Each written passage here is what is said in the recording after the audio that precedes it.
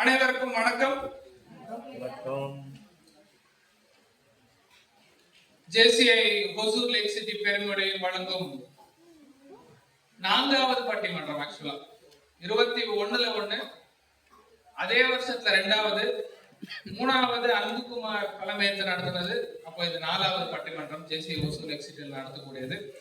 இந்த 4வது பட்டிமன்றத்துல ஒரு ப்ரமோஷன் கிடைச்சி நடுவரா இங்க நடுவுல உட்கார்ந்து இருக்கிறதுல எனக்கு ரொம்ப பெருமையா இருக்கு. ஒரு அற்புதமான நாள், அருமையான பேச்சாளர்கள், இனிமையான நடுவர், தங்களுடைய உழைப்பும் உயிரும் கொடுத்து இந்த பட்டிமன்றத்தை நடத்தி கொண்டிருக்கும் நமது கிளை தலைவர் ஜெயசம் கண்ணன் அவர்களுக்கும், நல்ல கேட்டாரு, அதே மாதிரி ப்ராஜெக்ட் சேர்மனாக இருக்கக்கூடிய என்னுடைய தசாவதாரத்தை மிக தெளிவாக அனைவருக்கும் வழிசாட்டக்கூடிய நபர் ப்ராஜெக்ட் சேர்மன் முருகிருஷ்ணா அவர்களுக்கும், நான் இங்கதான் இருக்கேன் அப்படின்னு சொல்லக்கூடிய ப்ராஜெக்ட் டைரக்டர் சிவகுமார் அவர்களுக்கும், நான் இந்த வருஷம் செக்ரட்டரி தான், அடுத்த வருஷம் தலைவர் பிரசிடென்ட் எலெக்டா இருக்கிற யோகேஷ் ஜாலி அவர்களுக்கும், என்னதான் நம்ம பட்டிமன்றத்தை ஒரு 7 பேச்சாளர்கள் இருந்தாலும் நமக்கு ஊக்கம் அளிக்க வந்திருக்கும் அனைத்து ஜேசிஐ ஹொசூர் லேக் சிட்டி உயிர் நண்பர்களுக்கும் எங்களோட பட்டிமன்றத்தின் சார்பாக வணக்கத்தை தெரிவித்துக் கொண்டு முன்னாடி போகலாம். யூசுவலா ஒரு பட்டிமன்றம் ஆர்கனைஸ் பண்றதுன்றது ரொம்ப கஷ்டமான ஒரு விஷயம். அது ஒரு ஃபேமிலி மீட்ல, ஒரு ஃபேமிலி கேதரிங்ல ஒரு பட்டிமன்றத்தை நடத்துறதுன்றது இன்னும் மிக சேலஞ்சிங்கான ஒரு விஷயம். அந்த சேலஞ்சிங்கான விஷயத்த ரொம்ப சுமூகமா எடுத்து இன்னைக்கு நம்ம முன்னாடி வைத்திருக்கக்கூடிய ஜேசிஐ ஹொசூர் லேக் சிட்டிக்கு மறுபடியும் ஒரு பலத்த கரகோஷத்தை எதிர்பார்த்து என்னதான் பட்டிமன்றம் நடத்தலாம் அப்படின்னா கூட ஒரு பேச்சாளர் கூட்டம் வேணும் இல்லையா? அந்த பேச்சாளர் கூட்டம் தேடுறது ரொம்ப கஷ்டமா அப்படின்னா கஷ்டமே கிடையாது. ஏன்னா ஜேசிஐ ஹொசூர் லேக் சிட்டி ஒவ்வொரு வருஷமும் நிறைய பயிற்சியாளர்களையும் பேச்சாளர்களும் ப்ரொடியூஸ் பண்ணிக்கிட்டே அந்த மாதிரி ஒரு இருக்கிறதுனால இன்னைக்கு உங்க முன்னாடி ஒரு 6 ரத்தினங்களை உங்களுக்கு உங்க முன்னாடி உட்கார்ந்துருக்கிறோம். இன்றைக்கு தலைப்பு பாத்தீங்கன்னா எல்லாருக்கும் தெரியும். தலைப்பு மகிழ்ச்சியான வாழ்க்கைக்கு மிக முக்கியமானது ஆசையை குறைப்பதா இல்ல வருமானத்தை அதிகரிப்பதா? இந்த தலைப்புல சிக்கலா இருக்கு. நாங்க செலக்ட் பண்ணும்போது யோசிச்சோம், சரி சிக்கலான ஒரு தலைப்பாவே இருக்கட்டுமே. என்ன இப்போ அத பட்டிமன்றம் நடத்துறதா உண்மையான ஏதோ ஒரு ஈஸியான டாபிக் நடத்திட்டு போயிடலாம் முடியாது. ஒரு சிக்கலான டாபிக்கு ஒரு ஜட்மெண்ட் கொடுக்கறது ஒரு பட்டிமன்றத்தின் கருத்து. அதை நம்ம பார்த்தோம்னா நாம அதுல முதல் பாதை எடுத்துக்கலாம். ஏன்னா இப்போ இந்த தலைப்புக்கு ஒரு இன்ட்ரோ கொடுத்தாதான் நம்மளால ஈஸியா கனெக்ட் பண்ண முடியும்னு நான் நம்புறேன்.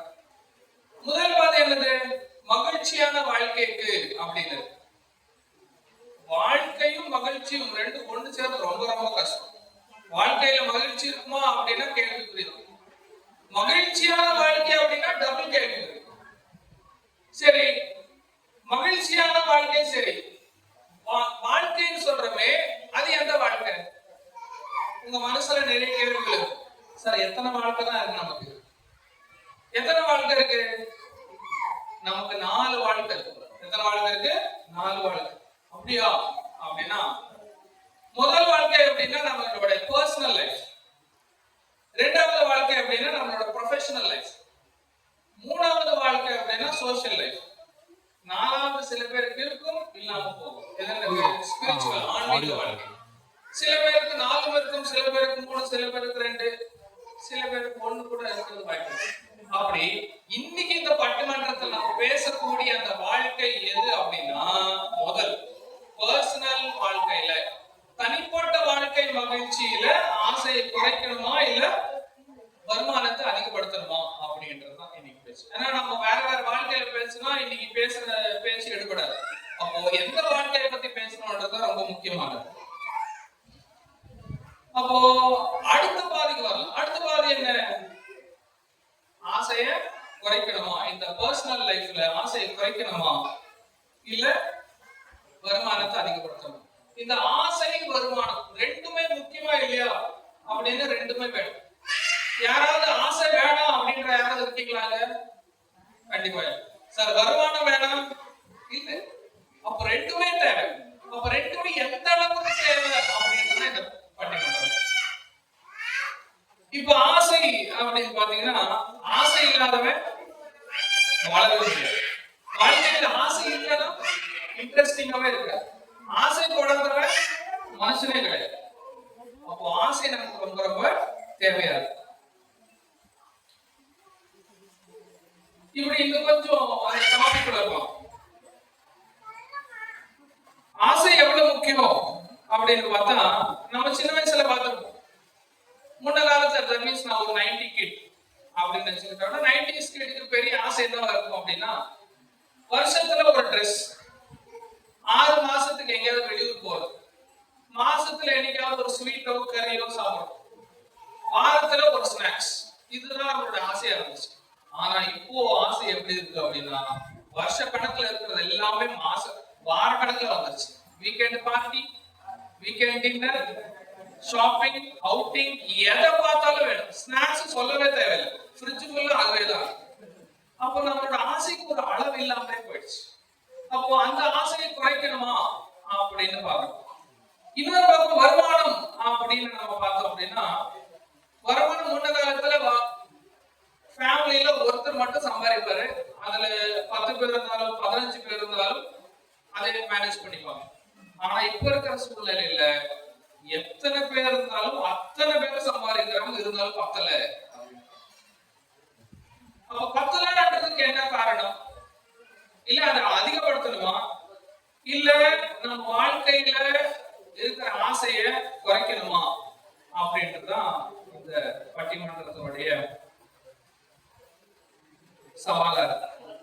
அதுல வருமானத்தை அதிகரிப்பதே அப்படின்னு 3 பேர் பேச இந்த பக்கம் உட்கார்ந்துருக்கிறாங்க. ஆல்ரெடி நம்மளுடைய ப்ராஜெக்ட் சேர்மன் அவர்கள் மிக சூப்பரா இன்ட்ரோடக்ஷன் கொடுத்தாங்க. இருந்தாலும் புது மணப்பெண், ஆர்டிகல் அசிஸ்டன்ட், ஒரு சார்ட்டர்ட் அக்கௌண்டன்ட் ஆகிய நம்மளுடைய யாழினி அவர்களுக்கு மிக பலத்த கரகோஷம்.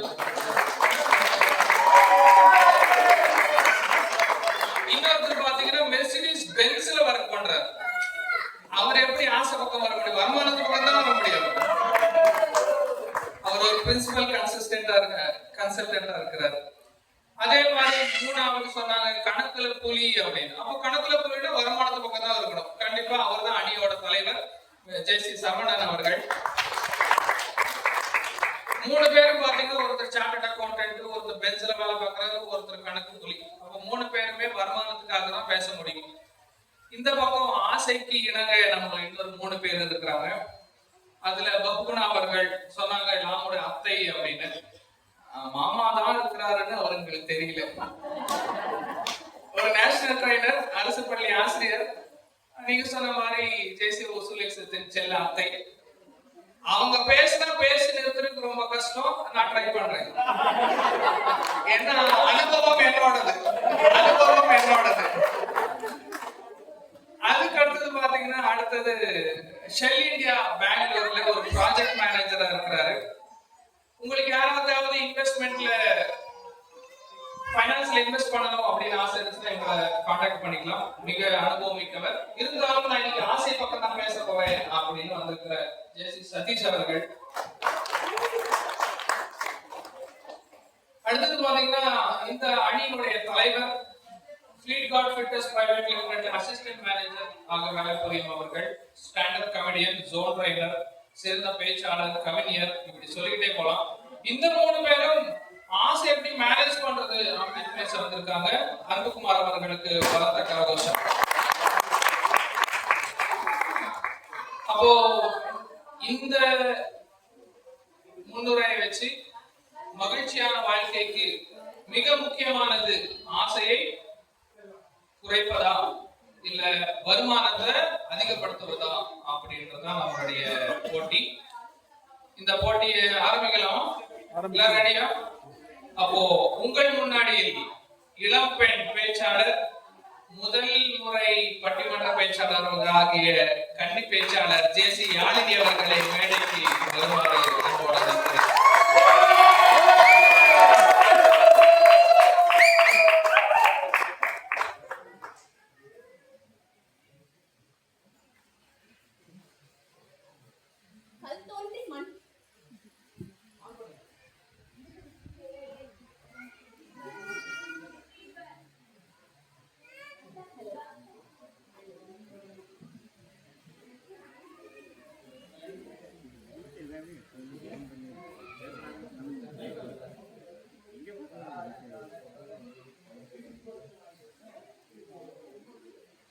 ஹலோ.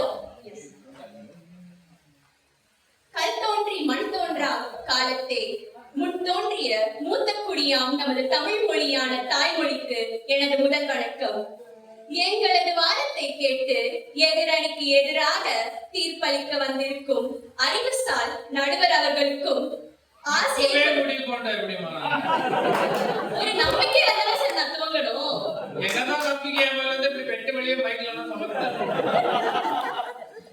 ஆசையை குறைக்க முடியாது என்பதை அறிந்தும் எங்களுக்கு எதிராக வாதிட வந்த என் எதிரணியினருக்கும் எங்கள் அணியினருக்கும் இந்த அவையை செவிக்கு உணவு பெற செவ்வென வந்த அனைவருக்கும் என் பணிவான வணக்கங்கள்.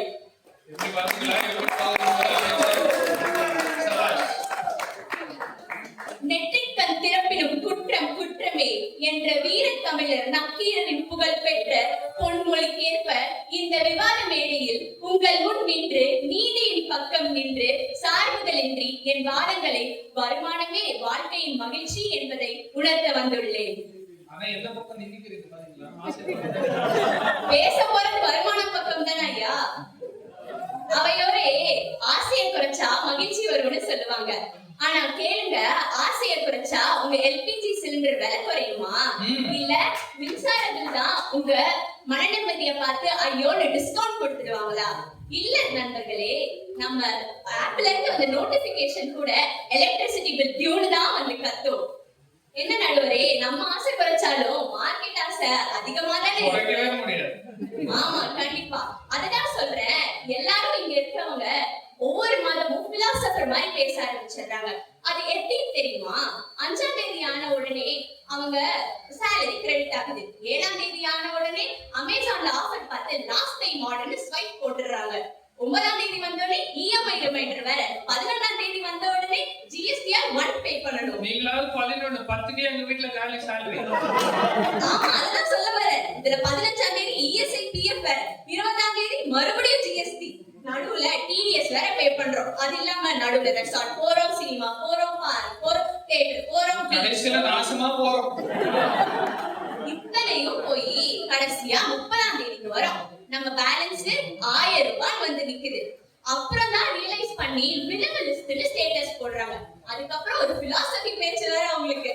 நடுவரே, ஆசையை குறைச்சா மனசு காமாகலாம், ஆனா சம்பளம் குறைஞ்சா மனசே காலமாகிடும்.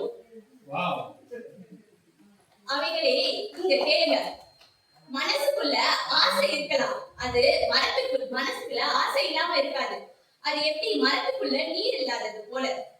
வளரணும்னா ஆசை வேணும், ஆனா வாழணும்னா அங்க வருமானம் தான் தேவை. அதான் சொல்லுவாங்க, அத்தனைக்கும் ஆசைப்படு, அது ஆசைதானே தவிர பேராசை ஒண்ணும் இல்ல. நல்லா புரிஞ்சுக்கோங்க எதிரணி. இது நம்ம டெய்லி லைஃப் நடக்கிற ஒரு ஹாரர் கிளைமேக்ஸ் தான். அதுதான் இன்ஃப்ளேஷன். ஒரு காலத்துல 10 ரூபாய்க்கு வாங்கின பொருள் இன்னைக்கு 40 ரூபாய், நாளைக்கு 70 ரூபாய். அது அப்படியே ஸ்டாக் மாஸ்டர் ரேஞ்ச் கணக்கா போய் 100 ரூபாய்க்கு நிக்குது. அரிசி, ஏலக்காய், தக்காளி, பெட்ரோல், கோல்டு, ரெண்ட், இவங்க யாரும் நம்ம ஆசையை கேட்டு குறைய மாட்டாங்க. நம்ம சொல்ற மாதிரி நான் ஆசையை குறைச்சிட்டேன், நீ கொஞ்சம் குறைச்சுக்கோன்னு சொன்னா இன்ஃப்ளேஷன் வடிவேல் மாதிரி சொல்லுவான். ஓவரா சொல்லாத, நான் கேரக்டர் ஆர்டிஸ்ட் இல்ல, ஹீரோன்னு. எப்படி கோடி கணக்குல போடுறாங்க பட்ஜெட். ஆமா சார், எப்படி சூடான ரைஸ் குக்கர்ல விசில் போட்டு இறக்குற மாதிரி இன்ஃப்ளேஷன் ஆசையை ஏதோ வீட்ல நீங்க சமைக்கிற மாதிரி சொல்றீங்க. நான் சமைக்கிறேன் சார். என்னன்னா என் ஹஸ்பண்ட் இப்போ கை தட்டி சிரிச்சாலும் அவரு ஒரு கேரக்டர் ஆர்டிஸ்ட்ல தான் இங்க வந்திருக்காரு. அதுக்கு மெயின் கேரக்டர் நல்லதா ஓகே. ஆமா. அதுக்கு முன்னாடி இப்போ நான் சொன்ன மாதிரி இன்ஃப்ளேஷன் ஆசையை குறைக்க சும்மா நம்ம பிரஷர் ரிலீஸ் வேல்வால் தான் வேணும். அதுதான் நம்ம கையெழுத்திட்டோம். 10 வருஷத்துக்கு முன்னாடி ஒரு ஆட்டோ ஓட்டுநர் இருந்தாரு. அவர் 500 ரூபாய்க்கு ஒரு டிஸ்டன்ஸ் ஓட்டுனாருன்னா இன்னைக்கு அதே 1500 ரூபாய்க்கு ஓட்டுறாரு. அவருக்கு துபாய் போகணும்ன்றதுக்கான ஆசை இல்ல. அவரோட பெட்ரோல் ரேட்டு நானும் ஸ்டண்ட் மாஸ்டர் மாதிரி ஜம்ப் அடிப்பேன்னு சொல்றதுனால, அவரோட ஸ்பேர் பார்ட்ஸ் நானும் புது ட்ரெண்ட்ல தான் இருக்கேன்னு சொல்றதுனால, ஃபேமிலி எக்ஸ்பென்சஸ் நான் தானே அந்த இன்ஃப்ளேஷன் சொல்றதுனால, அவன் ஆசையை குறைச்சா என்ன பெட்ரோல் ரேட் விலை குறைஞ்சிருமா? கொஞ்சமா 102 ரூபாய் இன்னைக்கு. ஆமா சார். இல்ல 100 ரூபாயில இருந்து 75 ரூபாய் வர போதா? எப்போ? எலெக்ஷனுக்கு முன்னாடியா? இல்ல வராதேன்னு சொல்றேன். ஆனா வருமானம் கூடினாதான் அவனுக்கு அது ஒரு சர்வைவல் சான்ஸாவே இருக்கு. சோ ஆசையை குறைக்கிறது ஒரு ஆப்ஷன். ஆனா வருமானம் அதிகப்படுத்துவது தான் இன்றைய ஜெனரேஷனுக்கு ஒரு compulsory fashion plus monthly mission. நம்ம பக்கத்து ஸ்டேட்ல இருக்க ஒரு பெரிய நிறுவனத்தோட அதிபர் நாராயணமூர்த்தி அவர் என்ன சொல்றாரு? வருமானம் என்பது வெறும் காசு அல்ல, அது கனவுகளுக்கான நீதின்னு சொல்றாரு. அவர் இன்ஃபோசிஸ் ஆரம்பிச்சப்போ அவரோட வருமானம் குறைக்குதான். ஆனா அவர் சொன்னாரு சம்பளம் பெருகணும், ஆனா அதோட வேல்யூஸும் பெருகணும். இவர் இன்ஃபோசிஸ்ல பணிபுரியும் போது 1000 லட்சக்கணக்கான பேரோட வாழ்க்கைய மகிழ்ச்சி படுத்திருக்காரு. இந்த வருஷம் மட்டும் அவரால 14,000 பேர் ரெக்ரூட் ஆயிருக்காங்க. அண்ட் அவங்க வாழ்க்கை மகிழ்ச்சியோட சம்பளத்தோட உயர்ந்திருக்கிறது. எப்படி லோ சாலரியில மோட்டிவேஷன் வராது, எப்படி லோ பேட்டரியில போன் ஒர்க் ஆகாத மாதிரி. வாவ். இந்த ஆட்டோ பின்னாடி எழுதி வச்சிருக்காங்க. என்னது லோ பேட்டரியில மொபைல் லோ ஒர்க் ஆகாது. சாலரியில மோட்டிவேஷன் வராது, ஆனா லோ பேட்டரியில போன் ஒர்க் ஆகாத மாதிரி. இததான் அம்பானி சார் ஒரு பக்கம் இருக்காரு, நம்ம ஆட்டோ டிரைவர் ராமு இன்னொரு பக்கம் இருக்காரு. ரெண்டு பேருக்குமே ப்ராப்ளம் ஸ்ட்ரெஸ் தான். அம்பானி ஸ்ட்ரெஸ் ரிலீஃப்காக மால்டீவ்ஸ் போறாரு. ராமு ஸ்ட்ரெஸ் ரிலீஃப்காக டீ கடைக்கு போறாரு. அவரு டீ கடைக்கு போறாரு. அவர் ஏதோ நல்ல முடிச்ச போயிட்டு போறாரு. டீ டோட்டலரா டீ டோட்டலரா இருப்பாரு. ரெண்டு பேருக்கும் ஒரே டயலாக் தான், சிறிது நிம்மதி வேணும் அப்படின்னு. அம்பானியோட ஸ்ட்ரெஸ்ஸுக்கு ரெமெடி காசுல இருக்கு, ஆனா ராமோட ஸ்ட்ரெஸ்ஸுக்கு காரணமே காசு தாங்க. அதனாலதான் ஆசையை குறைச்சா இல்ல, அந்த ஆசைய வருமானத்தை ஹேண்டில் பண்ண தெரியணும் நமக்கு. நடுவரே, ஆசையை குறைக்கிறது சொல்றது ரொம்ப ஈஸி. ஆனா பசி இல்லாதவனுக்கு தத்துவம் சொல்றது போல. ஆனா பசியோட இருக்கிறவனுக்கு பிரியாணி தானே தேவை. அதனால பலமா சாப்பிட்டோம்ல. சாப்பிடல. இன்றைய வாழ்க்கையில மகிழ்ச்சியாக இருக்கணும்னா ஒரு முக்கிய சொல்லுண்டு, அதுதாங்க பினான்சியல் ஃப்ரீடம். பினான்சியல் ஃப்ரீடம்னா என்ன? நீங்க ஆசைப்பட்ட எல்லாத்தையும் வாங்கலாம், ஆனா அதை வாங்கணும்ன்ற அவசியம் இல்லை. இங்க ஆசையை குறைச்சா ஃப்ரீடம் வராது, ஆனா வருமான பலமானதான் நம்ம வாழ்க்கை கட்டுக்குள்ள வரும். இத நான் எதிராளி கிட்ட சொல்றேன். இததான் சுதாமூர்த்தி மேம் சொல்றாங்க, money is not everything it gives, but without money even simple things make difficult. money is not everything மட்டும்தான் எதிராளி கேட்டு இங்க வந்திருக்காங்கன்னு நினைக்கிறேன். சோ இதுதான் ரியாலிட்டி. ஆசையை குறைச்சா அது ஒரு கம்ஃபர்ட் தரும், ஆனா கூடுதலான வருமானம் நம்ம நிம்மதி, பாதுகாப்பு, மதிப்பு அனைத்தையும் தரும். குழந்தைக்கு நல்ல எஜுகேஷன், வீட்டுக்கு இஎம்ஐ, பேரண்ட்ஸ்க்கு மெடிக்கல் எக்ஸ்பென்சஸ், இவையெல்லாம் ஆசையால நடக்குமா? வருமானத்தால தான் நடக்கும். இதெல்லாம் லக்ஸுரிக்காக இல்ல, நம்ம செக்யூரிட்டிக்காக. பணம் தான் பத்தும் செய்யும். கண்டிப்பா அததான் சொல்றாங்க. 100 வருஷத்துக்கு முன்னாடி கரண்ட் தேவையில்லைன்னு சொன்னாங்க, 50 வருஷத்துக்கு முன்னாடி கார் தேவையில்லைன்னு சொன்னாங்க. இவன் அனைத்தையும் எவன் சொல்றது? அத்தனையும் அனுபவிச்சவன் சொல்றது. அந்த மாதிரி ஒண்ணுமே இல்ல, நம்ம எப்படி சொல்ல முடியும்? அப்படி இல்ல சார். அப்போ நீங்க என்ன ஓட்டலாம், நான் ஓட்டக்கூடாதா? ஐயோ சார், நடுவரே ஓட்டுற அளவு வந்தாச்சு. ஐயோ சார், நான் உங்க காரை சொன்னேன், உங்க ஓட்டுறத பத்தி சொல்லல. அததான் சொல்றேன், நம்ம வாழ்க்கை ஒரு ஏடிஎம் பேலன்ஸ் போல. நம்ம கண்ணுல எவ்வளவு இருக்குன்னு தெரியலனாலும் ஒரு மினிமம் பேலன்ஸ் இருக்குன்ற ஒரு கான்பிடன்ஸ் இருக்கே, அந்த ஒரு கான்பிடன்ஸ் தான் இங்க எல்லாருமே கூடியிருக்கோம். இந்த அழகான ஸ்பேஸ், இந்த அழகான என்வாயர்மெண்ட், இவ்வளவு அழகா நடத்தி கொடுத்த நம்ம பிரசிடென்ட் கண்ணன் சாருக்கு அண்ட் ப்ராஜெக்ட் சேர்மன் முனிகிருஷ்ணன் சாருக்கு எல்லாருக்கும் ஒரு பெரிய நன்றி சொல்ல வேண்டாமா? இவங்க இதை ஆசைப்படாம நடந்திருக்குமா? அவங்க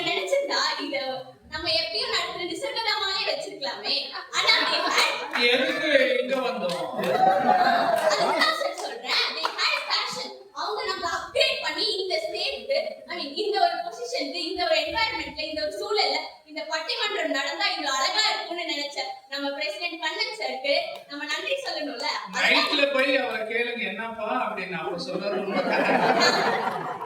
நான் பின்னாடி கேட்டுட்டு சொல்றேன் சார். இறுதியாக சொல்லணும்னா இங்க எல்லாரும் நம்ம இவ்வளவு அழகா கூடி இருக்கோம். உங்க எல்லாருக்கும் இங்க வருமானத்தை எத்தனை பேருக்கு அதிகப்படுத்தணும்ன்ற ஆசை இருக்கு. இந்த டாபிக்காக சொல்லல, ஜஸ்ட் ஒரு சும்மா கை தூக்குங்க பார்க்கலாம்.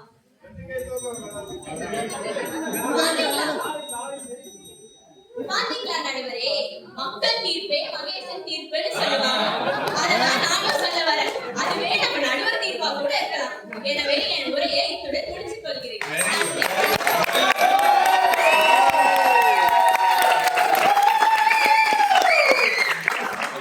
எந்த கேள்வி கேட்டாலும் இருக்கணும் கை தூக்குவாங்கம்மா. இப்ப அடுத்த ஆளு வந்து கை தூக்கதான் செய்வாங்க. அப்ப நான் யார் பக்கம் கை தூக்குறது? இல்ல எப்படி வந்து சிக்கி இருக்கிறேன் நானு. கை தூக்கிலாம் ஓட்டு வாங்குறாங்க.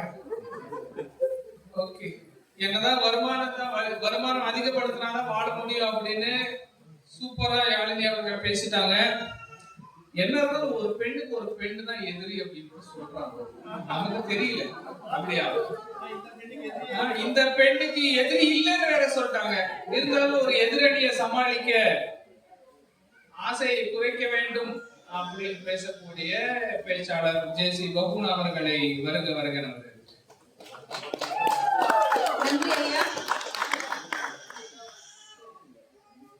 என்னை இந்த உலகிற்கு தந்த என் தாய்க்கும், என் அறிவு திறனை வந்து இந்த உலகத்துக்கு காட்டிய என்னோட ஆசான்கள் பலருக்கும், இன்னைக்கு இங்க இந்த மேடையில ஒசூர் லேக் சிட்டி குடும்பமே இங்க கை கொட்டி எங்க எல்லாருமே இவ்வளவு அழகா பேசுறத ரசிச்சு கொண்டாட வந்திருக்கக்கூடிய ஒசூர் லேக் சிட்டி பிரசிடென்ட்டுக்கும் என்னோட குடும்பத்தினர் அனைவருக்குமே வந்து முதல் வணக்கத்தை நான் சொல்லணும்னு ஆசைப்படுறேன்.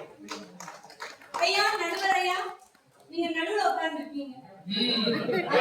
நடுவர் என்ன ஒரு பஞ்சு நடுவுல. ஆனா இங்க கீழே வயலா இருக்கு தெரியுமா?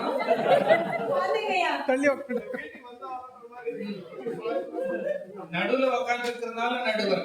ஆமாங்கய்யா. சோ எப்பவுமே வந்து சொல்லுவாங்க, முதல் காதல், முதல் முத்தம், முதல் குழந்தை, இது எல்லாமே ரொம்ப ரொம்ப ஸ்பெஷல். அந்த மாதிரி எனக்கு பட்டிமன்ற பேச்சாளரா இது வந்து முதல் வாய்ப்பு. சோ அந்த வாய்ப்பு கொடுத்த கண்ணன் சார், உங்களுக்கு என்னுடைய மனமார்ந்த நன்றிகள். நினைக்கிறேன் வாய்ப்பு கொடுத்ததுல அவர் பெரிய கண்ணன் அவர். எங்களுக்கு முடிவு தெரியுங்கய்யா. ஏன்னா மக்கள் மனசு எங்களுக்கு தெரியும். இங்க உட்கார்ந்து அத்தனை பேரும் கைதான் தட்டுறாங்களே தவிர மனசுல அவங்களோட எண்ண ஓட்டங்களை நாங்க வந்து கவனிச்சிட்டோங்கய்யா. அந்த மாதிரினா கை தூக்கி வாங்கி போனாங்க. இப்ப கை தட்டலுக்காக நீங்க வரீங்களா? கண்டிப்பா கிடையாதுங்கய்யா. ஆறுதலா வந்து நான் வந்து அவங்களுக்கு ஆறுதல் வணக்கத்தை சொல்லிக்கிட்டு, என்னோட குழுவினருக்கு வெற்றி வணக்கத்தையும் சொல்லிக்கிட்டு உங்க எல்லாரும் முன்னாடி என்னோட உரையை வந்து முன்வைக்க ஆசைப்படுறேன். ஐயா, புதுமண தம்பதி நிஷாந்த், யாழினி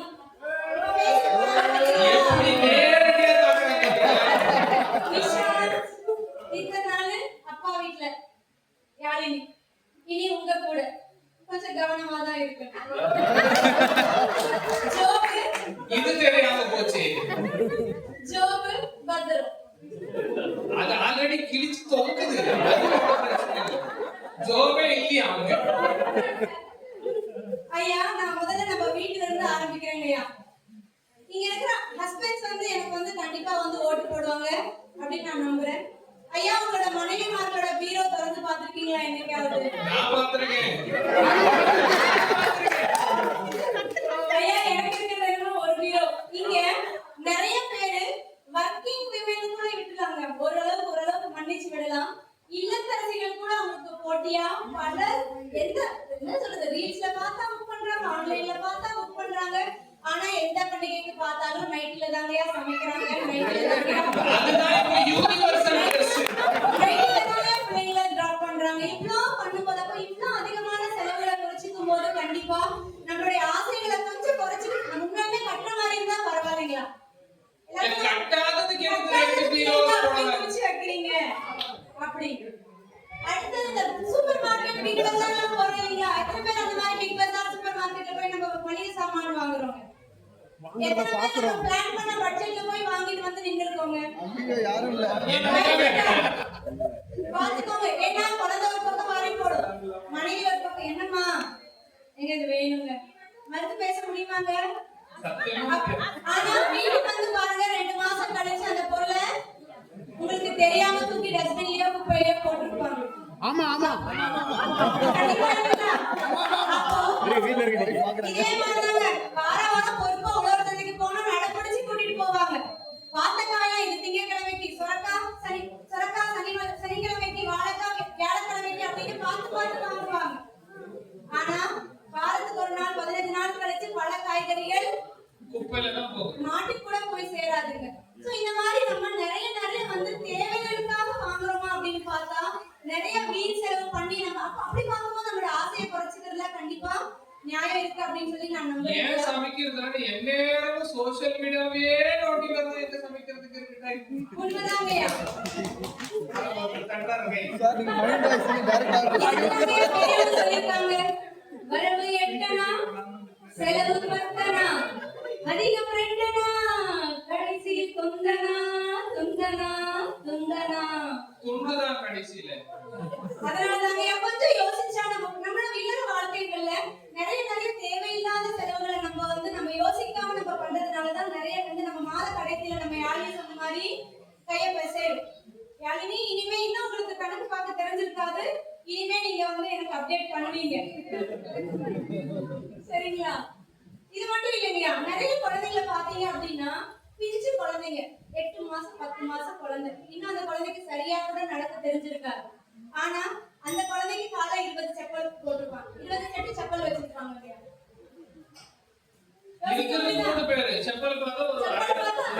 செப்பலே பீரோ சைஸ்ல வைக்கணுங்க. செப்பலுக்கே ஒரு பீரோ வாங்கணும், அந்த அளவுக்கு இருக்குங்கய்யா. அதுக்கடுத்து பாத்தீங்கன்னா நம்மளோட நடுவரை எடுத்துக்கலாங்க. நம்ம நடுவர்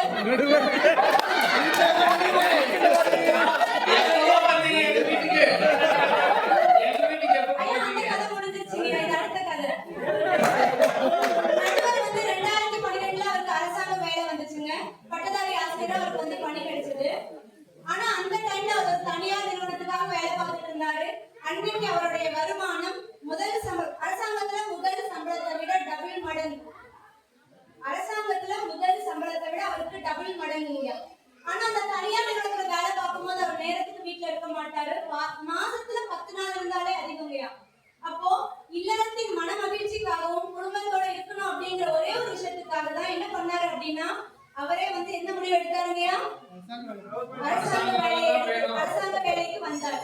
அப்போ அப்படி இருக்கும்போது கண்டிப்பா நடுவரும் அப்படி ஆமோதிப்பாரு அப்படின்னு சொல்லி நான் நம்பிக்கையா இருக்கேங்க. அது ஏன் அப்படின்னா வாழ்க்கையோட மகிழ்ச்சி வீட்டுலதான் இருக்கு அப்படின்னு நான் நம்புறதுனால பணம் தேவை அவளை இல்லை அப்படின்னு சொல்றதுனால மனைவியும் மகிழ்ச்சியும் 2 இருந்தா போதும் அப்படின்னு நினைச்சு அடுத்தது பாத்தீங்க அப்படின்னா அடுத்த கதைக்கு வரலாம் சார். அடுத்த கதை பாத்தீங்க அப்படின்னா இந்த இளமை காதல் எப்படி வளர்ந்து தெரியுமா உங்களுக்கு? மொத்த ஹிஸ்டரி சொல்றீங்களே இப்படிதான் ஆரம்பிக்கும். உன்னோடு வாழாத வாழ்வென்ன வாழ்வு இது கல்யாணத்துக்கு முன்னாடியா? ஆமாங்கய்யா, அப்படின்னு ஆரம்பிக்கும். ஏன்னா இளமை காதலை நம்ம பாக்குறோங்கய்யா. ரோட்ல காதலிக்கிறாங்க, பீச்ல காதலிக்கிறாங்க, பஸ்ல காதலிக்கிறாங்க, தேட்டர்ல காதலிக்கிறாங்க. ஆனா கல்யாணம் பண்ணிக்கிட்டு வீட்டுல மட்டும் காதலிக்க மறந்து போயிடுறாங்க. கல்யாணத்துக்கு அப்புறம் காதல்ன்றது இருக்குமா? அடுத்த பட்டிமன்ற தலைப்பு. கல்யாணத்துக்கு அப்புறம் பாருங்க அந்த பாட்டு எப்படி மாறுதுன்னு மட்டும் பாருங்க. வெண்ணிலவுக்கு அந்த வானத்து பிடிக்கலையா, என் கண்ணு மணிக்கு இந்த காலைய பிடிக்கலையா. முதல் காதல் எல்லாம் போய் பிடிக்குமா பிடிக்காத எவ்வளவு கஷ்டம். ஏன் அப்படின்னா திருமணத்தப்போ நமக்கான கமிட்மெண்ட்ஸ் எதுவுமே இருக்காதுங்க. காதலிக்கும் போது நல்லா சுத்துவோம், ரொம்ப ஜாலியா இருக்கும், எந்த பொறுப்பும் கடமையும் இருக்காது. அப்போ கனவுகள் மட்டும்தான் இருக்கும். வாழ்க்கைக்குள்ள போகும்போதுதான் நிறைய பொறுப்புகளும் கடமைகளும் நம்மளோட சேர்ந்து இருக்கும். அன்னைக்கு நம்மளோட முடிவு ரெண்டாவது கல்யாணம் சொல்றாங்க இல்லைங்களா? Love at first sight, divorce at first fight அப்படின்னு சொல்றாங்க. கண்டதும் காதல், முதல் பார்வையிலேயே காதல் மலர்ந்துங்க இப்பலாம். ஆனா முதல் சண்டையிலேயே என்ன பண்ணிடுறாங்க, விவாகரத்து அப்படிங்கிற முடிவுக்கு போயிடுறாங்க. காரணம் ஆசைகளை அதிகப்படுத்திக்கிறாங்க, அவங்களோட வாழ்க்கையில அவங்களே மண்ணள்ளி போட்டுக்கிறாங்க அப்படிங்கிறது தாங்கய்யா. அது மட்டுமே இல்லைங்கய்யா, கடைசியா இந்த குரங்கு நம்ம குரங்கு கதை தெரியும். குரங்கு என்ன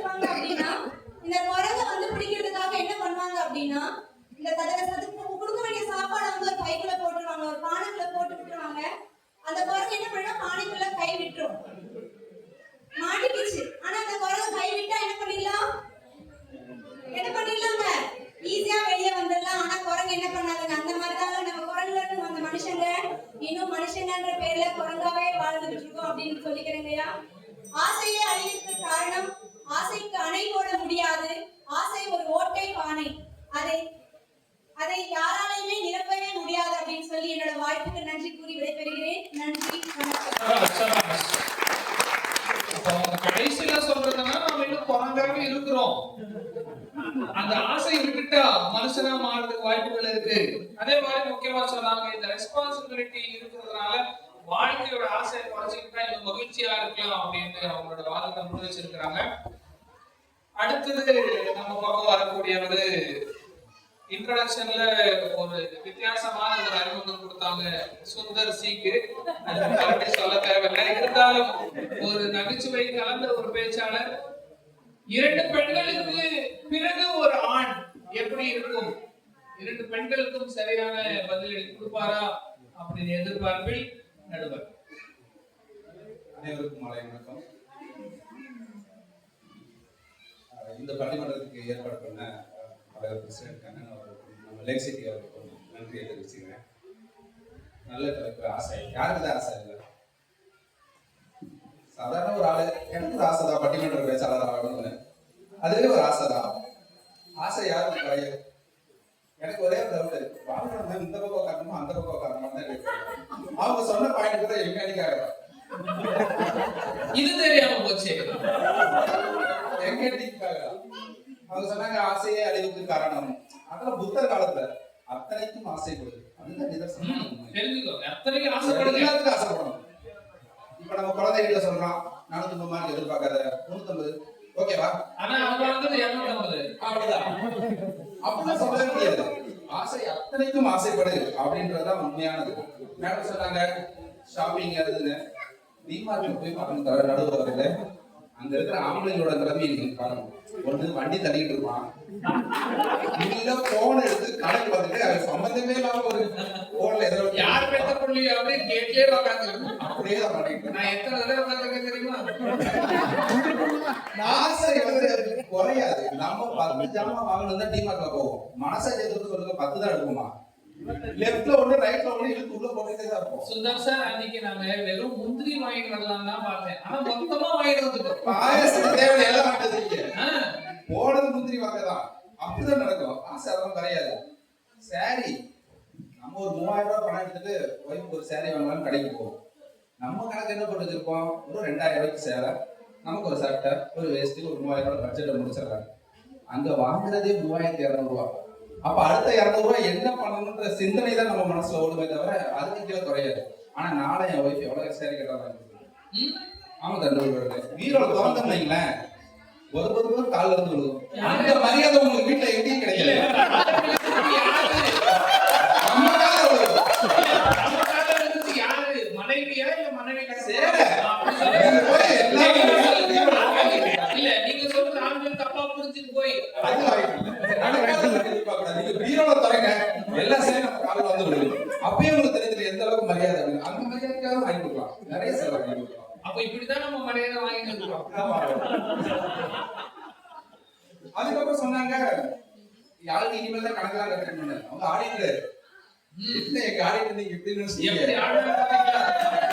மறைமுகமா எப்படி ஒரு மெசேஜ் கொடுத்தாங்க வீட்டுக்காரங்களுக்கு, அவங்க அம்மாவுக்கு அவங்க அப்பாவுக்கு எல்லாருக்கும் ஒரு மறைமுகமா எப்படி ஒரு மெசேஜ் கொடுத்தாங்க, வருமானத்தை அதிகப்படுத்தணும் அதுதான் முக்கியம் அப்படின்னு. விசாரணையில எந்திரிச்சுட்டு கை தட்டாரு. இல்ல ஆன்லைன் ஷாப்பிங்கே பத்தல. ஆமா, இப்ப நம்ம ஜேசி எடுத்துக்கலாம். ஒரு பிரசிடென்ட் ஆனா என்ன எதிர்பார்ப்பாங்க, ஒரு ஜிபி ஒரு என்ஜிபி ஒரு ஃபேமிலி மீட், அவ்வளவுதான் ஒரு பட்டிமன்றம். இப்ப நம்ம பிரசிடென்ட் அப்படிதான் எதிர்பார்த்தாரா? பிளட் டோனர் கேம்ப் நடத்தினாரு, அதுக்கப்புறம் உலக சாதனை நடத்தினாரு 48 மணி நேரம். வெரி குட், வெரி மலை ஏற்றம் கொடுத்தினாரு. நல்ல ஒரு கலெக்ஷன் வேர்ல்ட் ரெக்கார்ட். இந்த ஒரு வருஷம் விட்டீங்கன்னா இன்னும் பல சாதனை பண்ணுவாரு. ஆசை நிக்காது. ஆனா ஜேசி ஒத்துக்காங்க சார், அந்த ஆசை நிக்கவே நிக்காது. அப்புறம் சொன்னாங்க வரவு 8 செலவு 10. இது எப்ப வந்த வசனம்? அப்ப இருந்தே வரவு 8 செலவு தான் 10. செலவு நிக்கவே நிக்காது. நீ என்ன ஆனாலும் வரவு 1 லட்சமா, செலவு எவ்வளவு இருக்கும்? 2 லட்சம் மேலதான் இருக்கும். 2 லட்சம் தான் இருக்கும். பேச்சுலர் சொல்றான் ஃபேமிலி மணி தெரியாட்டாவா? இல்ல மெர்சிடிஸ் பென்ஸ்ல வேலை பார்க்குற உங்களுக்கே பத்தல அப்படின்னா 2 டயர் தான் நடுவில் வாங்க முடியும். அந்த கார் வாங்கவே முடியாது. நம்ம நிலைமை அந்த ரேஞ்சில தான் இருக்கு. நான் கூட ஒரு 2 லட்சம் ரூபாயில வாங்கிடலாம் அப்படின்னு பார்த்தேன். டயர் தான் கிடைக்குமா? ஆசை யாருக்குமே அடங்காது. இப்ப எங்க தலைவர் கமல் இருக்காரு, உங்க தலைவர்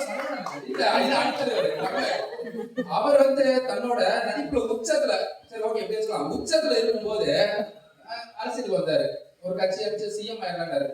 எங்க ஆசை யார வருது? ஒரு வருமானம் பத்தல மக்களை ஒரு ஆசை அடங்குற ஆசையை குறைக்கவே முடியாது. அது சராசரி மனுஷன் இருந்து குழந்தைகள் இருந்து எல்லாராலையும் ஆசை குறைக்காது. நடுவர்கள் நான் ஒன்று கேட்கிறேன், நாளைக்கு கடவுளுக்கு முன்னாடி வர சந்துரு, நீங்க ரொம்ப நல்லா பண்றீங்க, என்ன பண்றோம், கடின உழைப்பாளி, உங்களை பார்த்து மகிழ்ந்தோம், உங்களுக்கு 2 ஆப்ஷன் கொடுக்குறோம். ஒண்ணு வந்து உங்க பள்ளியிலே தலைமை ஆசிரியர், இல்லைன்னா டிஓ ஒரு போஸ்ட் கொடுக்குறோம். நீங்க என்ன சொல்றீங்க நடுவர்கள்? இல்ல எனக்கு ஆசை இல்ல, இதே ஆசிரியர் பணியா நான் தொடர்றேன்னு சொல்லுவீங்களா?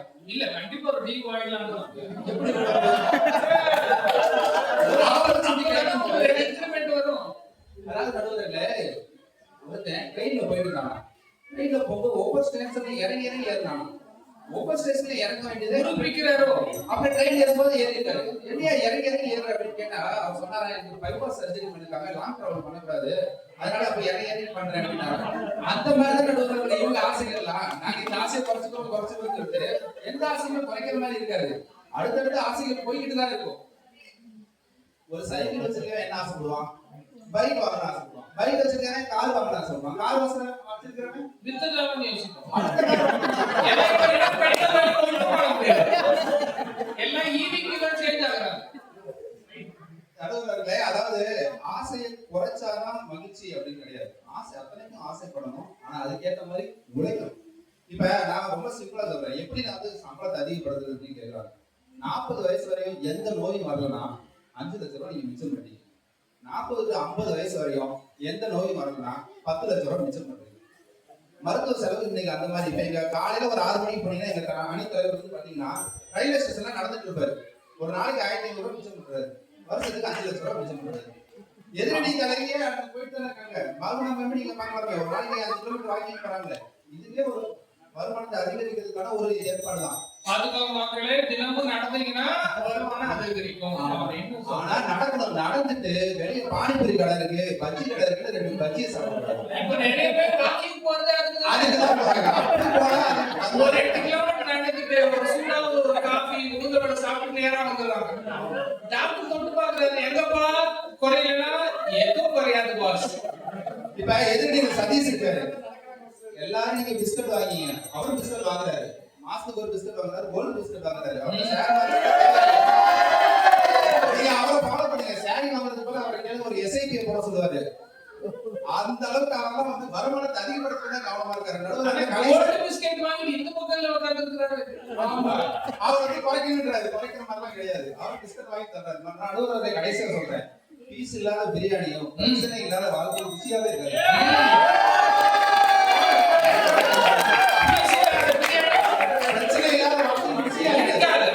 இருக்கதான் செய்யும். நம்ம தான் ஓடி தேடி நம்ம வருமானத்தை அதிகப்படுத்துறதா குடும்பமும் சந்தோஷமா இருக்கும் என்று சொல்லி தீர்ப்பு நல்லபடியா வழங்குமாறு அன்போடு கேட்டுக்கொள்கிறேன்.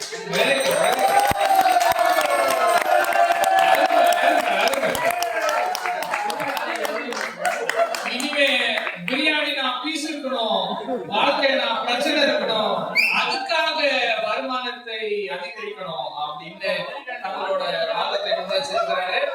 என்ன மற்றவங்க சொல்லிங்கன்னா கூட தள்ளி விட்டுருக்கலாம். மெர்சிடிஸ் பென்ஸ்ல வேலை பார்க்குற ஒரு பிரின்சிபல் கன்சல்டன்ட் வந்து ஒரு அருமையானது. அதே மாதிரி நாளைக்கு காலையில எந்திரிச்ச உடனே எல்லாரும் எங்க போறோம், வாக்கிங் போறோம், வருமானத்தை அதிகரிக்கிறோம். மாசத்துக்கு 5 லட்சம் எடுத்து பாக்கெட்ல போடுறோம்.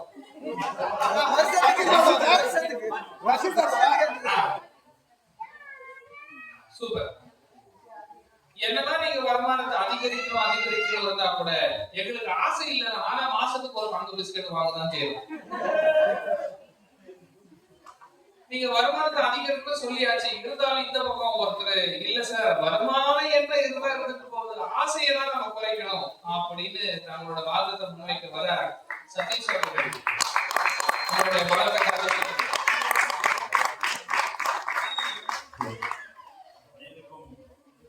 இனிய மாலை வணக்கம்.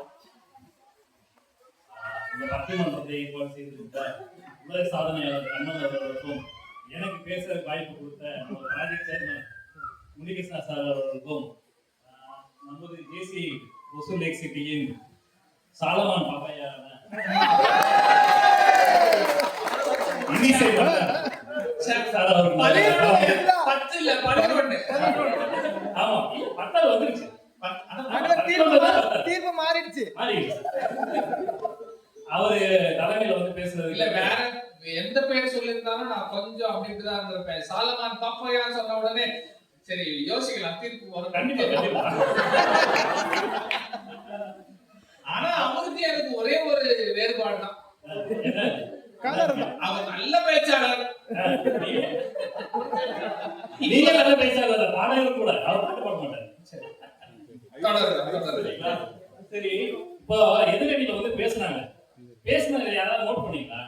வருமானத்தை யாராவது கூட்டுறதுக்கு அவங்க 2 பேரும் ஏதாவது வழி சொன்னாங்களா பாத்தீங்களா? ஆசிரியர் சொன்னீங்களா? பேசிட்டு போனீங்களே தவிர சொன்னாங்களே நடக்கணும். நடந்தா வந்துருங்களா? நான் ஒரு தாங்க வாக்கிட்டு வரேன், முன்னாடி செட்டு விளையாட போறேன். போனே என்ன பண்ணுவாங்க?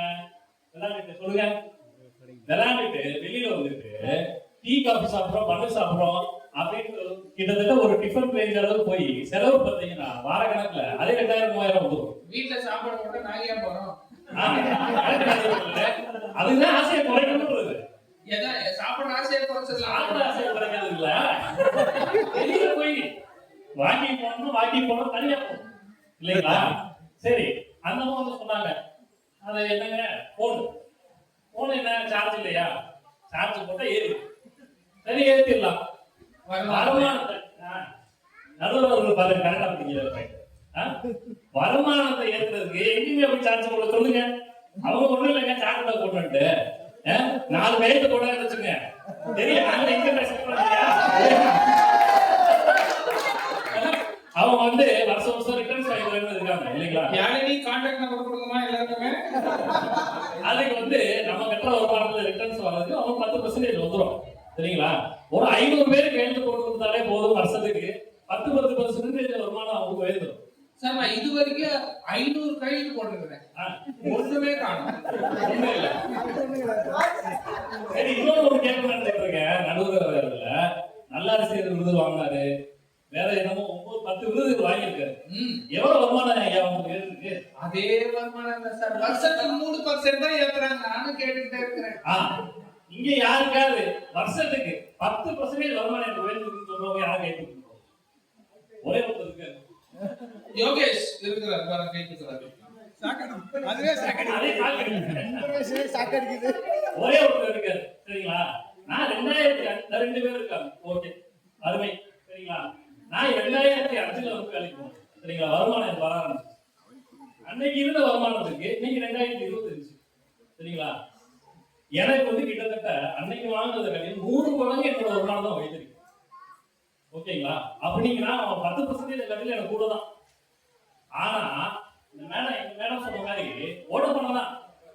நீங்க எவ்வளவு வருமானம் வந்தாலும் சரி, அந்த வருமானம் உங்க ஆசைன்றதுல கண்ணே மறைச்சிரும், அறிவே மறைச்சிரும். அதுக்கப்புறம் அந்த தாண்ட வழியா போயிட்டே தான் இருக்கும். அப்படிய உங்களை வந்து என்னைக்கு வந்து நிக்காது, மகிழ்ச்சி தராதுன்றீங்க. மகிழ்ச்சி தராதுங்க. எங்கங்க எப்படிங்க மகிழ்ச்சி தரும்? அவங்க சொன்னாங்க, ரிலையன்ஸ் அவருக்கு வந்து ஸ்ட்ரெஸ் ஆயிட்டாருன்னா எங்க போவாரு? இங்க இருந்து சுவிட்சர்லாந்து போவாரு, எல்லாம் கூட போட்டுங்க. ஆனா நம்மளுக்கு ஸ்ட்ரெஸ் ஆனா இங்க பக்கத்துல இருக்க போய் டீ கடையில குடிச்சா ஸ்ட்ரெஸ் ரிலீஃப் ஆயிட போகுது. இல்ல நம்ம ஃப்ரெண்டுக்கு போன் பண்ணி, மாப்ள என்னடா எப்படி இருக்க, அப்படியாச்சா பாத்தி போனியா, அது இல்லாம பேசினாலே நம்மளுக்கு நிம்மதியா வந்துடும், அடுத்த தூக்கம் வந்துடும். ஆனா அவர் அங்க போய் சுவிட்சர்லாந்து போய் டீயை குடிச்சாலும் சரி, நிலால போய் டீயை குடிச்சாலும் சரி, அங்க போய் என்ன யோசிப்பாரு? நம்ம பிள்ளைங்க 3 பேர் இருக்காங்களே, அவங்க எல்லாம் உருட்டுவாங்களா? நீங்க நிலாவில டீ குடிச்சாலும் பேச்சு வீட்டோட பேச்சு தானே தவிர வேற எந்த பேச்சும் கிடையாது.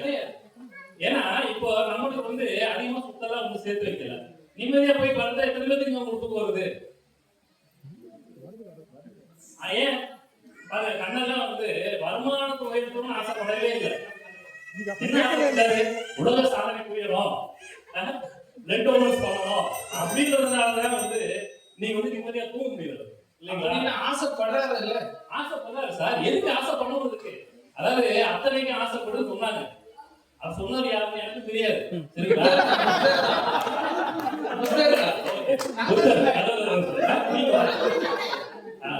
ஆனா இன்னைக்கு அதை வந்து சொன்ன அர்த்தம் வேற இல்லைங்களா? நம்ம வந்து என்ன பண்றோம், எல்லாமே அந்த நம்ம வருமானத்தை வச்சு நம்ம கார் வாங்குறது, ஆப்பிள் போன் வாங்குறது, வருது இல்லைங்களா? அதுக்கப்புறம் வந்து நமக்கு தேவையில்லாம ஆடம்பரம், தேவைக்கும் ஆடம்பரத்துக்கும் நமக்கு வித்தியாசம் தெரியல. நான் வந்து தங்க பிஸ்கெட் வாங்குறேன்றாங்க, நல்லது தானே தங்க பிஸ்கெட்டு இல்லைங்களா? அன்னைக்கு நாளைக்கு வந்து என்ன ஆப்பிள் போன் வாங்கலையே, ஆப்பிள் போன் வாங்குற தகுதி இருந்தாலும் ஆப்பிள் போன் வாங்கல.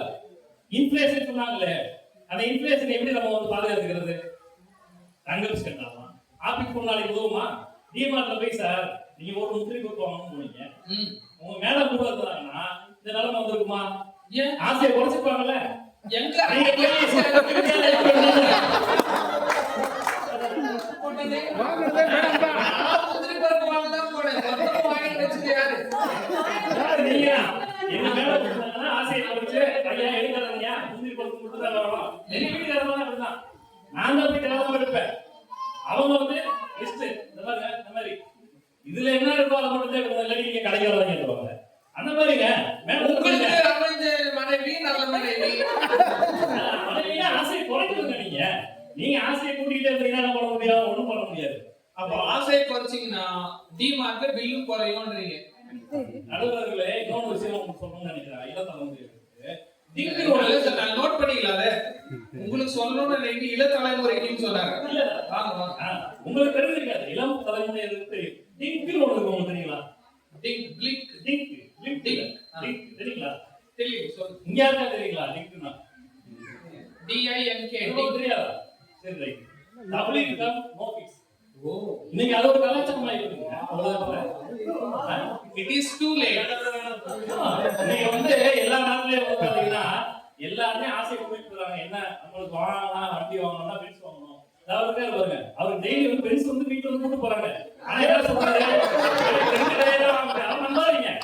அதே மாதிரி அவர் இல்ல, அவர் நல்ல ஆசிரியர், அவருக்கு வந்து வேற ஒரு இதுல வரணும் நினைக்கிறேன். அதனால அவங்க ஆசைப்படலாம் இல்லைங்களா? அதை பேச்ச நம்பிட்டு நம்ம வந்து ஆசை கண்ணை கட்ட வேணாம்னு வச்சுருந்தீங்கன்னு வச்சுக்கோங்களேன், வருமானம் எங்கிட்டுங்க உயர்ந்துரும். சரி, நீங்க எல்லாமே உழைக்கிறீங்க, நானும் தாங்க உழைக்கிறேன். எங்க ஆபீஸ்ல எங்க ஆபீஸ்ல இருந்து 5% மேல தரணும். அப்புறம் எப்படிங்க வருமானத்தை கூட்டுவீங்க? டபுள் இன்ஜின், அதாவது 2-3 வேலை பாக்குறது இல்லைங்களா? இப்போ ஒருத்தர் வந்து ஒரு வேலையில வந்து வருமானத்துக்கு இருக்க முடியாது. எங்க அப்பா வந்து பாக்கும்போது வேலையில என்ன இன்ஜின் சொன்னீங்க? அது டபுள் இன்ஜின்னா என்ன அர்த்தம்? டபுள் இன்ஜின்னா நீங்க வந்து அதாவது ட்ரெயின்ல பாத்துருப்பீங்க, ஒரு இன்ஜினுக்கு போறது இருக்கும். டபுள் இன்ஜின்னா கூட்ஸ் வந்து இருக்கும். அந்த கூட்ஸ் எல்லாம் நம்ம ஆசை. அப்போ ஒரு வாழ்க்கை, ஒரு குடும்பத்துக்கு 2 இன்ஜின் இருக்கணும். 2 இன்ஜின் இருக்கணுங்க. இல்ல அது கொஞ்சம் தெளிவா சொல்லுங்க. அது என்னன்னா, நீங்க ஆசிரியர் வேலைக்கு போறீங்க, நீங்க என்ன எதிர்பார்க்கறீங்க? ஆசிரியர் வருமானம் ஒண்ணு வந்துருது இல்லைங்களா? வருமானத்துல டபுள் இன்ஜின். நீங்க வேற தவறா நினைச்சுக்காதீங்க. எனக்காக இல்ல, மக்கள் சரியா மக்களுக்காக தான் சொல்றேன். டபுள் இன்ஜின்ன்றதுமா அதுக்காக கூட்ஸ் டிரைவர் சொல்றேன் இல்லைங்களா? வேற இல்ல. அப்போ நீங்க வந்து வேற இதுல பண்ணணும். இப்ப எங்க அப்பா வந்து ஒரு இதுல இருந்து நிறுவனத்துல வேலை பார்த்தாரு. ஆனா அந்த ஒரு நிறுவனத்துல வச்சு ஒண்ணுமே பண்ண முடியாது. அவர் வெளியில வந்து அவர் 4-5 இன்ஜின் வச்சு ஓடிட்டு இருந்தாரு இல்லைங்களா? அப்பதான் வந்து வருமானத்துல வந்து பெருகுச்சு. உங்க ஆசையை வந்து நீங்க வந்து கட்டுப்படுத்தினாலும் நீங்க வந்து வருமானத்தை இன்ஃப்ளேஷனை பீட் பண்ற அளவுக்கு முடியவே முடியாது. 10% தான் உங்களால ஒண்ணுமே பண்ணவும் முடியாது. இல்லன்னா டிக்கெட் போயிடும் தான். நீங்க டபுள் இன்கம் நோ ஃபிக்ஸ் அப்படி முடியாது. இனி முடியாது. வயலால முடியாது. அவங்க 2 வச்சிருக்காங்க குழந்தைங்க. இப்போ மட்டும்தான். அப்ப என்ன பண்ணணும்? நல்லது தீர்ப்பே வந்துருச்சு. ஆசையை குறைங்க, வருமானத்தை உயர்த்துறது வழி தெரியுங்களா? இல்ல அப்படியே வருமானத்தை உயர்த்துறோம். நீங்க சனிக்கிழமை ஒசூல பாத்தீங்கன்னா 2 இடத்துல பயங்கர சுத்தமா இருக்கும். 2 வச்சு ஒண்ணு ஹாஸ்பிட்டல், இன்னொன்னு வந்து ஹோட்டல் போய் பாருங்க. அவ்வளவு டிராபிக் ஜாம் இருக்கும். வருமானத்தை கூட்டுறேன் டென்ஷன் மண்டையில ஏறிக்கிட்டு ஸ்ட்ரெஸ் ஆயிட்டு இல்லைங்களா? நம்ம சாரி கூட இருக்காரு, சைக்காலஜி ட்ரீட்மெண்ட் கொடுக்குறாரு. எல்லாம் வரவங்க என்ன பாத்தீங்கன்னா ஆசையை எல்லாம் உயர்த்தி இந்த மாதிரி எதிர நீங்க சார் உங்க கான்டாக்ட் நம்பர் கொடுத்துருங்க இல்லைங்களா? கண்டிப்பா தேவைப்படும். புதுசா கூட கல்யாணம் கூட தேவைப்படலாம் நாளைக்கு இல்லையா? வருமானத்துக்கு கூட்டாலும் ஒன்றும் பண்ண முடியாது. ஏன்னா நீங்க ஆசையை வந்து கண்ணு கட்ட போறது இல்லை. அப்படிங்கும்போது நல்லா யோசிச்சு கொடுங்க இல்லைங்களா? வருமானத்தை இன்னைக்கு இருக்க காலகட்டத்துல இருக்க வருமானத்தை காப்பாற்றுறதே பெரிய விஷயமா இருக்கு. வேலையை காப்பாற்றுறதுக்கும் வருமானம் வரும். அதனால ஆசையை குறைப்பத ஒரே வழி சொல்லி வாய்ப்படத்தை மிக்க நன்றி, வணக்கம். என்னதான் வருமானம் அதிகரிச்சாலும் மகிழ்ச்சி இருக்காது, ஆசிரியர் குறைச்சா மட்டும்தான் மகிழ்ச்சி அப்படின்னு சதீஷ் மிக அருமையாக பேசினார். இப்போ வர பேச்சாளரை தாக்கு பிடிக்கிறது யாரு அப்படின்னு தெரியல. வருமானத்தை அதிகரிக்கணும், ஏன்னா ஒரு கணக்குல புலி, அந்த கணக்கு எப்படிலாம் போட்டு எப்படியாவது எங்களோட வருமானத்தை அதிகரிக்கிறதுக்கு வழிகளை சொல்லணும் அப்படின்னு குறிப்பிட்டு ஓவர் டு சரவணன்.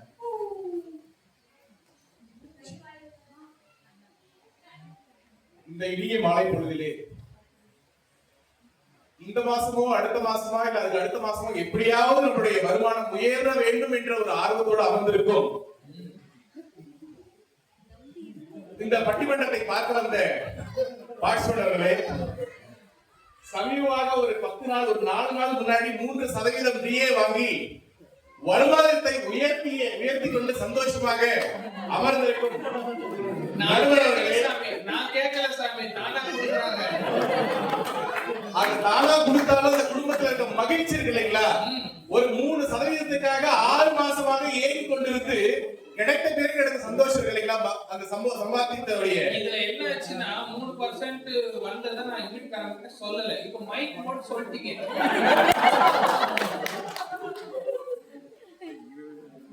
தாத்தா ஒரு காலத்தில் சின்ன வீட்டில் தான் வசிப்பார்கள். அப்பா என்ன கொஞ்சம் சம்பாதித்தை உயர்த்தி கொண்டு வாடகை வீட்டுக்கு வந்தார்கள்.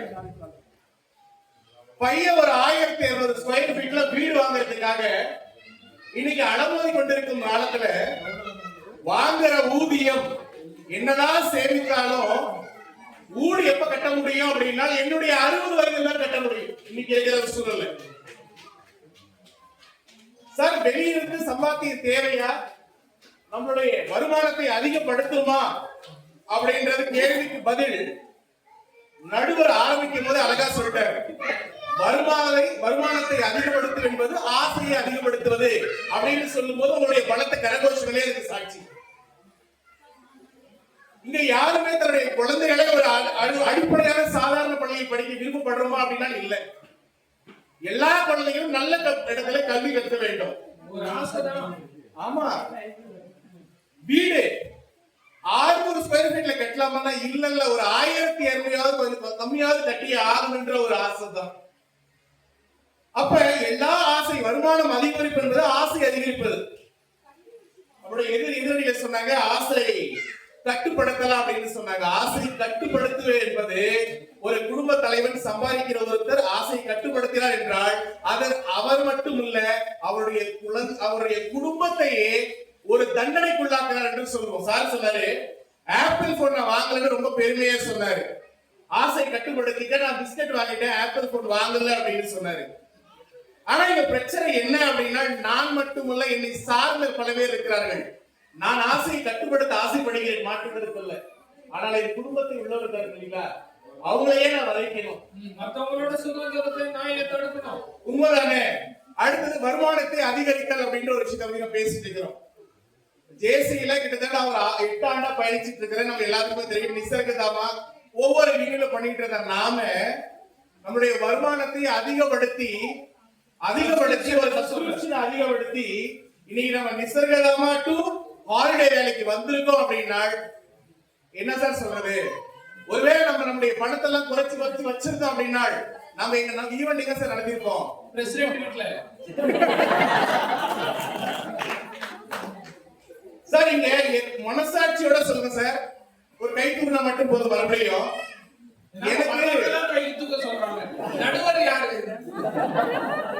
என்ன கேள்வி அப்படின்னா, எனக்கு வர சம்பளம் போதும், எனக்கு சம்பளம் உயர வேண்டாம், ஒரு 6 மாசம் 1 மாசம் உயர்வெல்லாம் ஒண்ணு வேண்டாம், நான் இருக்கிற சந்தோஷமா இருக்கிறேன். எத்தனை பேர் சொல்ல முடியும்? நீங்க சொல்ல முயற்சி பண்ணாது சார். கரண்ட் பில்லு 800 அந்த கரண்ட் பில் திடீர்னு 1 மாசத்துல 2000 வருது சார். எப்படி வருது யாருக்குமே தெரியல. ஆமா, fridge, washing machine, mobile phone, apple phone, EV vehicle. Sir என்ன நோய் எப்ப வருதுன்னு யாருக்குமே தெரியல சார். அடுத்த விலை என்ன நடக்குன்னு தெரியல சார். அப்படி இருக்கிற ஒரு இடத்துல நம்ம சம்பாதியத்தை அதிகப்படுத்தி நம்ம ஒரு கையில நிறைய சம்பாதியம் வச்சிருந்தால் மட்டும் என்ன பண்ண முடியும் அப்படின்னா நம்ம நல்லபடியாக இருக்க முடியும். சார் சொன்னார் சார், வீட்டுல சாப்பாடு சாப்பிடுறது பத்தி சொன்னாரு. சார் வீட்ல ஒழுங்கா சாப்பாடு சரியா கிடைச்சதா இருக்கு சார் வெளியே போய் ஹாஸ்பிட்டல் வந்து போறீங்க. நல்ல சாப்பாடு சாப்பிட முடியாத ஒரு சூழல் அப்படிங்கிறது சமைக்க தெரிஞ்சாதானே. கஷ்டமா சார். சார் நம்ம நிறைய படிச்சிருக்கோம். முல்லைக்கு தேர் கொடுத்தான் பாரில் படிச்சிருக்கோம், போகலை பத்தி படிச்சிருக்கோம், கடையேழு வள்ளல்கள் பத்தி படிச்சிருக்கோம். சார் அவங்ககிட்ட இருந்தது சார், சம்பாத்தியத்தை உயர்த்துனா நம்ம கிட்ட கையில இருந்தது, இருந்தாலும் என்ன பண்ண முடிஞ்சவரால எல்லாத்துக்கும் கொடுக்க முடிஞ்சது. யோசிச்சு பாருங்க, நம்ம இன்னைக்கு ரத்தன் டாடா இறந்து போன ஒரு மனிதர், ஆனால் இன்னைக்கு பல பேர் அவருடைய நல்ல ஒரு காரியத்தால கொடுத்து வளர்ந்தா என்ன பண்றாங்க, நல்லா படித்த மேதாவிகளாக இருக்கிறாங்க. அப்ப அவர்கிட்ட இருந்ததாலதான் கொடுத்தாரு. அவரு எனக்கு இருக்கிறது போதும் நினைச்சா ரத்தன் டாடா ஒரு சின்ன ஒரு குறைப்புல அடங்கி இருப்பார். இன்னைக்கு கொடுத்து வளர்ந்ததெல்லாம் பாத்தீங்கன்னா அவர் பேர் சொல்ல இறந்து பிறகும் பல பேர் இருக்கிறார்கள். அப்ப எண்ணம் உயர்வா இருந்தால் கொடுக்கணும், எண்ணம் இருந்துச்சுன்னா வருமானம் தானா வருவன்றீங்க. கண்டிப்பா சார். சார் அடுத்தது மேடம் சொன்னாங்க ஆசை அதிகரித்தால் டைவர்ஸ் ஆகுது அப்படின்னு சொன்னாங்க. என்னுடைய எதிர்கட்சியில் இருக்கிறவங்க சொன்னாங்க. ஆனா ஒரு நிதர்சனமான ஒரு உண்மை சார், வீட்டுக்கு ஒரு பொருள் வாங்கி போகும்போது சார் நல்லா யோசிச்சு சொல்லுங்க, வீட்டுல இருக்கிற மனைவியோ இல்ல மனைவி வாங்கினால் கணவனோ கேட்கிற முதல் கேள்வி என்ன சார் இருக்குது? இவ்வளவு காசு போட்டு ஏன் வாங்கின கேட்கறாங்களா?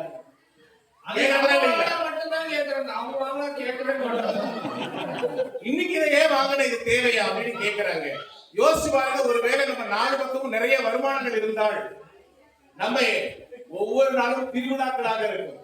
பிரச்சனையே பல இடத்துல வர காரணம் என்ன அப்படின்னா பணம் குறைவாக இருக்கிற காரணத்தால பட்ஜெட் போய் வாழ்வதனாலதான் ஐயோ கொஞ்சம் மீறி போச்சு அப்படின்னு ஒரு சின்ன ஒரு மனசுல ஒரு கோவம் வரும்பொழுதுதான் நிறைய பிரச்சனைகளுக்கு வழிவகுக்குது. வாழ்க்கையில் சந்தோஷமாக இருக்க வேண்டும் என்றால் நிறைய சம்பாதிக்கணும் என்ற அடிப்படை. சார் சம்பாத்தியம் அதிகமாகுது அப்படின்னா நம்மள வீட்டுல ஒவ்வொரு நாளும் திருவிழா தான் அப்படின்னு சொல்றோம். சார் எக்ஸ்ட்ரா இன்கம் அப்படின்றது என்ன சார் அப்படின்னா ஒரு சுதந்திரம். இந்த கடினமான கணக்கு போட்டு வர்ற பின்னுக்கு எவ்வளவு காசு கட்டுறதுன்னு நம்ம சிந்திக்காம சார் எத்தனை பேர் சார் நம்ம கடைக்கு போய் துணி வாங்க போகும்போது இந்த துணி நல்லா இருக்கேன்னு வீட்டுல சொல்லும் போது ஓரமா பார்த்து டேக்ல பாக்குறோம் என்ன ரேட் அப்படின்னு பாக்குறோம். ஒருவேளை பாக்கெட்ல காசு அதிகமா இருந்தால் இல்ல கலர் நல்லா இல்ல சொல்றேன் சார். கண்டிப்பா இருந்தாலும் யோசிச்சு பாருங்க சார், 120 ஆண்டுகள் வாழ்ந்தார்கள், 80 ஆண்டுகளாக சுருங்கியது, 60 ஆண்டுகளாக சுருங்கியது, இப்ப எப்ப எத்தனை ஆண்டுகள் தெரியல. இருக்கிற வாழ்க்கையை சந்தோஷமாக நிம்மதியாக ஒரு விழா கோலம் போல கொண்டாடணும் அப்படின்னா நம்ம அதிகமான பணம் சம்பாதிக்கணும், நிறைய காசு வரணுன்றது எந்த ஒரு மாற்று கருத்து. அடுத்த சார் முக்கியமானது நடுவரையில ஒரு புது இன்கம் நான் போறேன்னு சொல்றேன் பார்த்தீங்களா, அது புது இன்கம் அப்படின்றது புது கற்றலை நோக்கி நம்ம செய்கிறோம். ஒரு புது இன்கம் நம்ம தேடி போகும்போது நிறைய கற்றல் கிடைக்குது நமக்கு. இது இப்படி பண்ணா சரியா இருக்குல்ல, இப்படி பண்ணா சரியா இருக்கு அப்படின்ட்டு ஒரு நடுவரை ஆசை குறைப்பது என்பது ஒரு குட்டையில் தேங்கி இருக்கும் நீர் போல இருக்கிறது, இவ்வளவுதான் இங்கேதான் இருக்கணும். வருமானத்தை அதிகப்படுத்துவது என்பது ஓடி இருக்கும் ஆறை போல நம்ம நிறைய கற்றலோடு என்ன பண்ணிக்கலாம், நிறைய நம்ம சம்பாதித்துக்கலாம்.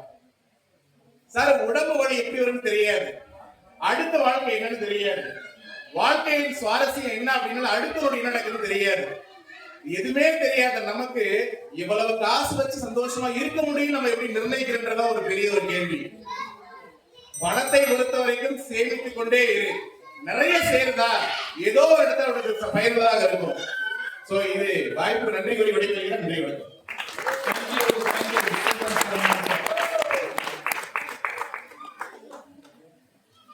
எத்தனை நாளைக்கு வாழ போறோம், இருக்கிற வரைக்கும் சந்தோஷமா இருந்துட்டு போயிடலாம், நிறைய காசு இருந்துச்சுன்னா மகிழ்ச்சி வரும் அப்படின்னு அவங்களோட வாதத்தை முன் வச்சிருக்கிறாரு சார் ரமணன். அடுத்தது என்னதான் வருமானம் இருந்தாலும் சார் ஆசை குறைச்சுக்கிட்டாதான் சார் நம்மளால வாழ முடியும் அப்படின்னு ஆசையை குறைக்க சொன்னது முதல்ல அந்த புத்தரா இருந்தாலும் இப்ப சொல்ல போறது நம்மளோட அன்புகுமார். வாங்க அன்புகுமார், நல்ல கலந்துக்காரங்க சார்.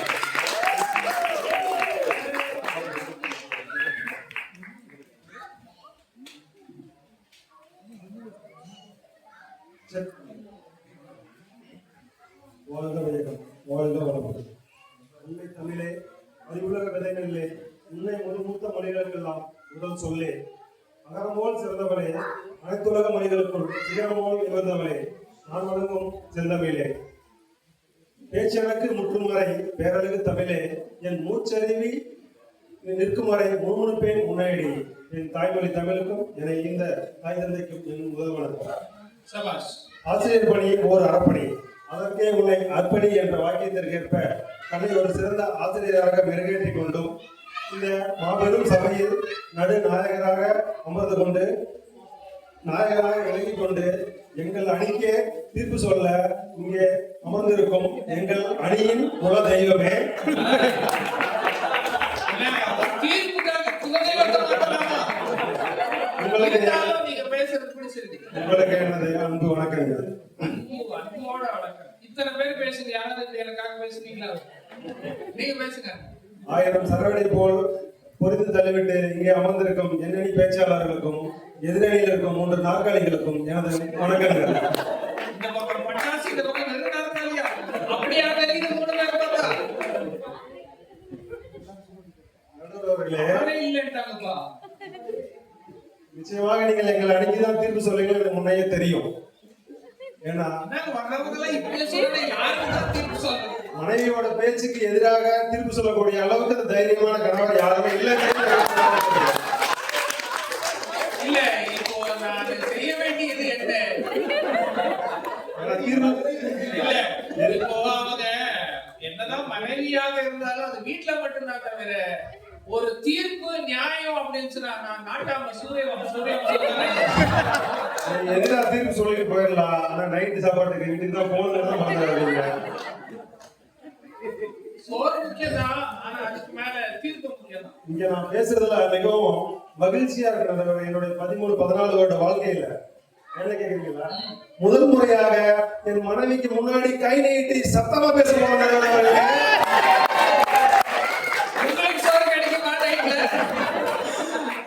பாச சொல்லிருங்க, 2வது என்ன பண்ண சேர்த்து சொல்லுங்க. சொல்லிருங்க.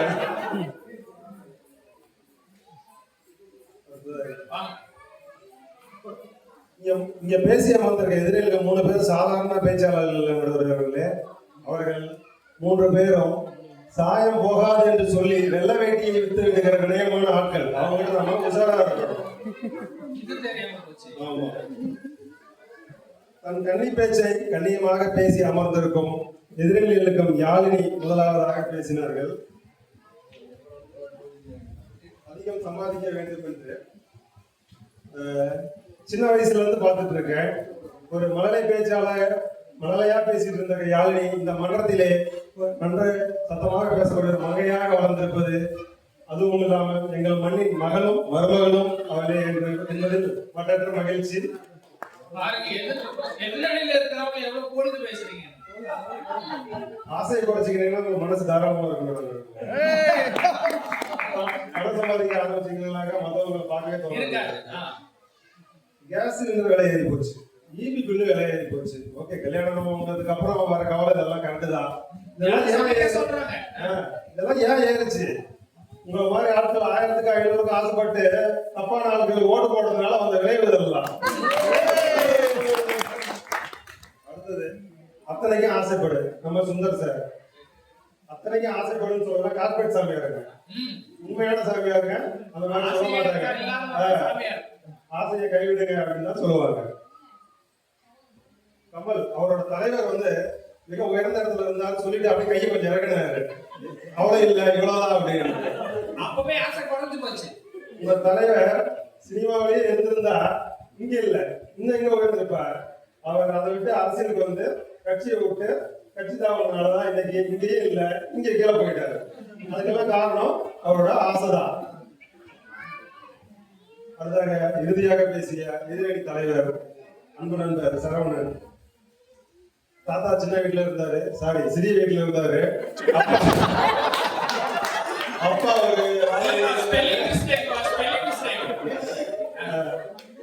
நம்ம இப்போ 1000-2000 ஸ்கொயர் ஃபீட்ல இருக்கணும்னு ஆசைப்படுறோம் அப்படிங்கிறாரு. தாத்தா சிறிய வீட்டில் இருந்திருந்தாலும் அனைவரும் ஒரே வீட்டில் மகிழ்ச்சியாக ஒன்றாக வாழ்ந்தார்கள். நீங்கள் இப்பொழுது 2000 ஸ்கொயர் ஃபீட்டில் வாழ்ந்தாலும் ஒவ்வொருவரும் தனித்தனியாக தனித்தனி அறையில் தனித்தனி தீவாக வாழ்ந்து கொள்கிறீர்கள் என்பதை மறந்து விடாதீர்கள். தனித்தனி மொபைலோடு வாழ்கிறீர்கள்.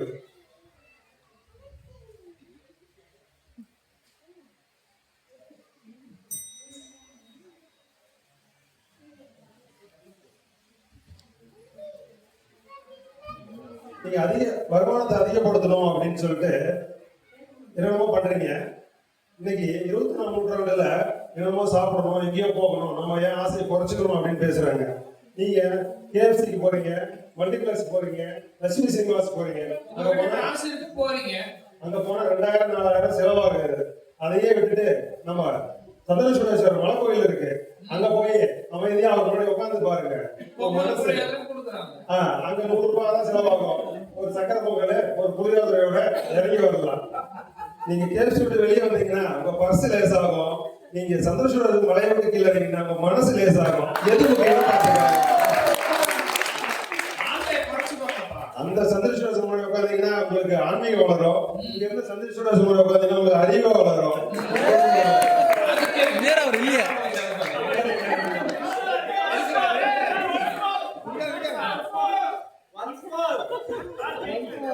ஆசையோட மலைக்கு போனீங்கன்னா பொங்கல் புளியோதரையோட ஆன்மீக புத்தியும் கிடைக்கும் அப்படின்னு சொல்றாரு.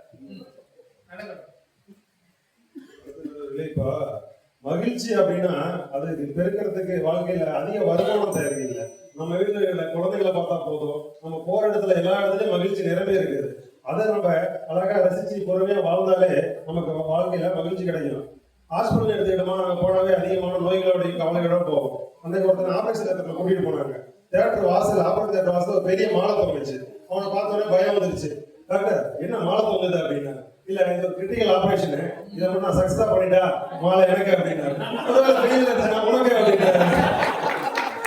அவன் தேர்ந்தெடுத்து உள்ள கொண்டு போறாங்க. உள்ள கொண்டு போறதுல மயக்கூசி போடும்போது அவன் சொன்ன டாக்டர் பார்த்து, டாக்டர் நீங்க எனக்கு தெய்வமா தெரியுறீங்க அப்படின்னா. அவர் சொன்னாரு, ஆபரேஷன் பண்ணதுக்கு அப்புறம் நீயும் தெய்வமாயிருவ அப்படின்னாரு. அதனால மகிழ்ச்சி எல்லா இடத்துலயும் இருக்குது. பணம் காசு இல்லாட்டும் இல்ல. ஆமா, மனிதர்கள் ஆசைப்படக்கூடாதுன்னு புத்தர் ஆசைப்படாருன்னு சொல்லுவாங்க. புத்தர் மிகப்பெரிய ஒரு செல்வந்தர், ஒரு அரச குடும்பத்துல பிறந்தவர். ஆனா அவர் அங்க இருக்கும்போது அவருக்கு ஞானம் கிடைக்கல, அறிவு கிடைக்கல. அவர் தன்னுடைய செல்வங்களை எல்லாம் விட்டு அவர் எப்பொழுது ஒரு ஞானியாக, ஒரு துறவியாக வர ஆரம்பித்தவர் அன்றுதான் அவருக்கு ஞானம் கிடைத்தது.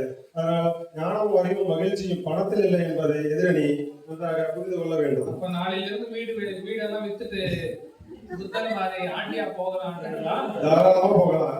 வாழ்க்கையில மகிழ்ச்சி வேணும்னா இது முதல்ல அன்பு போவாரு, பின்னாடி நம்ம கண்டிப்பாக. எதிரணி பேச்சாளர் யாழ்னி பேசும்போது தீர்ப்பு எங்களுக்கே சொல்லுவாங்க, எதிரணிக்கு கிடையாது அப்படின்னீங்க. ஆமா, நீங்க கார் வச்சு இல்ல லாரி வச்சு ஆள் கூட்டிட்டு வந்தாலும் தீர்ப்பு உங்களுக்கு சொல்ல மாட்டாங்க, எங்க பக்கம் தான் சொல்லுவாங்க. ஏன்னா அவரோட ரிமோட் எங்க கிட்ட தான் இருக்கு.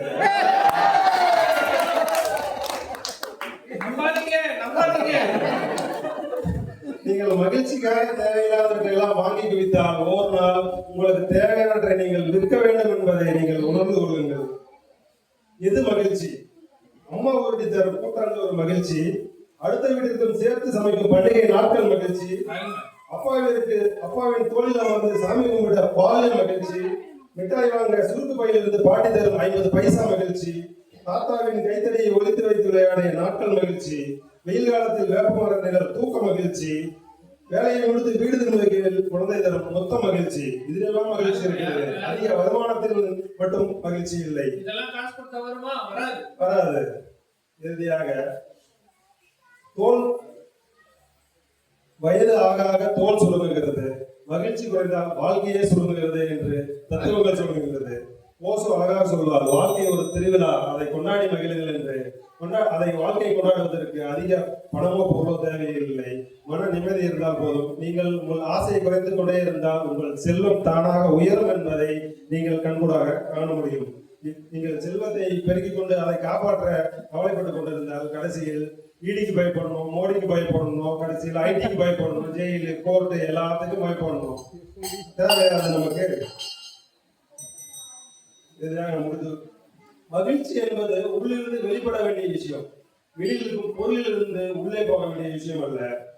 ஆகவே மகிழ்ச்சியான வாழ்க்கைக்கு ஆசையை குறைத்துக் கொண்டாலே போதும் என்று கூறிக்கொண்டு, புதைக்கும் அனைத்தையும் புறமாக்கும் மண் விதையை மட்டும் மரமாக்குகிறது. அதுபோல் இங்கு நாங்கள் பகிர்ந்து கொண்ட அனைத்து நல்ல கருத்துக்களும் உங்கள் மனதில் ஒரு நல்ல விதையாக விழுந்திருக்கும் என்ற நம்பிக்கையோடு இந்த வாய்ப்பை நல்கிய ஜேசி ஒசூர் லேக் சிட்டிக்கும் அனைத்து உறுப்பினர்களுக்கும் நன்றி பாராட்டி இடம் சார்கின்றேன். நன்றி, வணக்கம். எதெல்லாம் மகிழ்ச்சி அப்படின்னு குழந்தை பருவத்தில் நடக்கக்கூடிய அனைத்து விஷயங்களும் நம்ம எல்லாருமே அனுபவிச்சிருப்போம். அந்த மகிழ்ச்சியை விட்டுட்டு இப்ப எதுக்கு வருமானத்துக்கு பின்னாடி போறீங்க அப்படின்னு அருமையான பேச்சு தலைவர் அன்புகுமார் அவர்கள். நீங்க பேசிட்டீங்க, இப்ப the ball is in my court. வரவங்கெல்லாம் ரிமோட் என் பக்கம், நீங்க எத்தனை லாரி கூட்டிட்டு வந்தாலும் ஒண்ணும் நடக்காது அப்படின்னு உஸ்பேத்தரா கூட உங்களுடைய வாதங்களை வைத்து, அனுபவங்களை வைத்து, உங்களோட கருத்துக்களை வைத்து ரொம்ப தெளிவா சொன்னாங்க. ரெண்டு பக்கமும் அவங்களோட வாதத்தை மிக தெளிவாக அவங்க ஸ்கீமுக்கு சப்போர்ட் பண்ணி எதிரடிக்கு பதிலடி கொடுத்து ஒரு அருமையான பேச்சு. மறுபடியும் ஒரு தலைப்பை ஞாபகப்படுத்தணும்னு நினைக்கிறேன். மகிழ்ச்சியான வாழ்க்கைக்கு மிகவும் முக்கியம் ஆசையை குறைப்பதா இல்ல வருமானத்தை அதிகரிப்பதா அப்படின்னு. இவங்க சொன்னாங்க, ஆசை வேணுமா அப்படின்னா வேணும். ஆசை இல்லாம யாரும் இருக்க முடியாது, சுவாரஸ்யமே இருக்காது. எல்லா வயசுக்கும் ஆசை உண்டு. சின்ன வயசுல இருந்து வயசானவங்கள வரைக்கும் எல்லாருக்குமே ஆசை, அந்தந்த வயசுக்கு ஏற்ற ஆசை எல்லாருக்குமே உண்டு. ஆனா நம்மளோட ஆசையை அதிகரிக்கும் போது அந்த ஆசையை நிறைவேற்றணும் அப்படின்னா இந்த உலகத்துல ஒரே ஒரு சாதனம் தான் இருக்குன்னு சொல்றாங்க. அதுக்கு பேரு தான் பணம் அப்படின்னு கூட சொல்றாங்க. இதை நம்ம கொஞ்சம் யோசிக்கணும். ஆசை தேவைதான். ஆசைகள் இருந்தா மட்டும் போதுமா? எனக்கு ஒரு பட்டுப்படம் வேணும் அப்படின்னு ஆசைப்பட்டா போதுமா? போத்தீஸுக்கு போய் வாங்க வேண்டாமா? அப்போ ஆசையோட பணமும் தேவை. இந்த ஆசைகள் எங்கிலிருந்து வருது அப்படின்னு நான் யோசிச்சேன். மொபைல் இல்லாத காலத்துல யாருக்குமே அவ்வளவு ஆசை இல்லை. கொஞ்சம் யோசிக்க. மொபைல் நம்ம கையில வந்ததுக்கு அப்புறம் தான் ஆசைகள் வீட்டுக்குள்ள குவிய ஆரம்பிச்சது. ஏன் அப்படின்னா முதல்ல உலகம் எங்க இருக்குன்னே நமக்கு தெரியாது. ஆனா இப்போ உலகமே நம்மளோட மொபைல்லயே உலகம் வந்துருச்சு.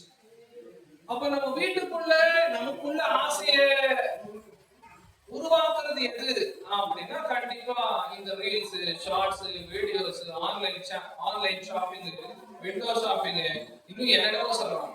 மார்க்கெட்ல ஒரு சின்ன பொருள் வந்தா போதும் டக்குன்னு நம்ம மொபைல்ல நோட்டிபிகேஷன் வருது. அது பார்த்த உடனே ஆசை வருது. iPhone 17 ரிலீஸ், நோட்டிஃபை மீ, அப்பவே புக் பண்ணிடுவோம். அது எவ்வளவு தான் நமக்கு என்ன போச்சு அப்படின்னு. ஆனா வாங்குறது யாரும்?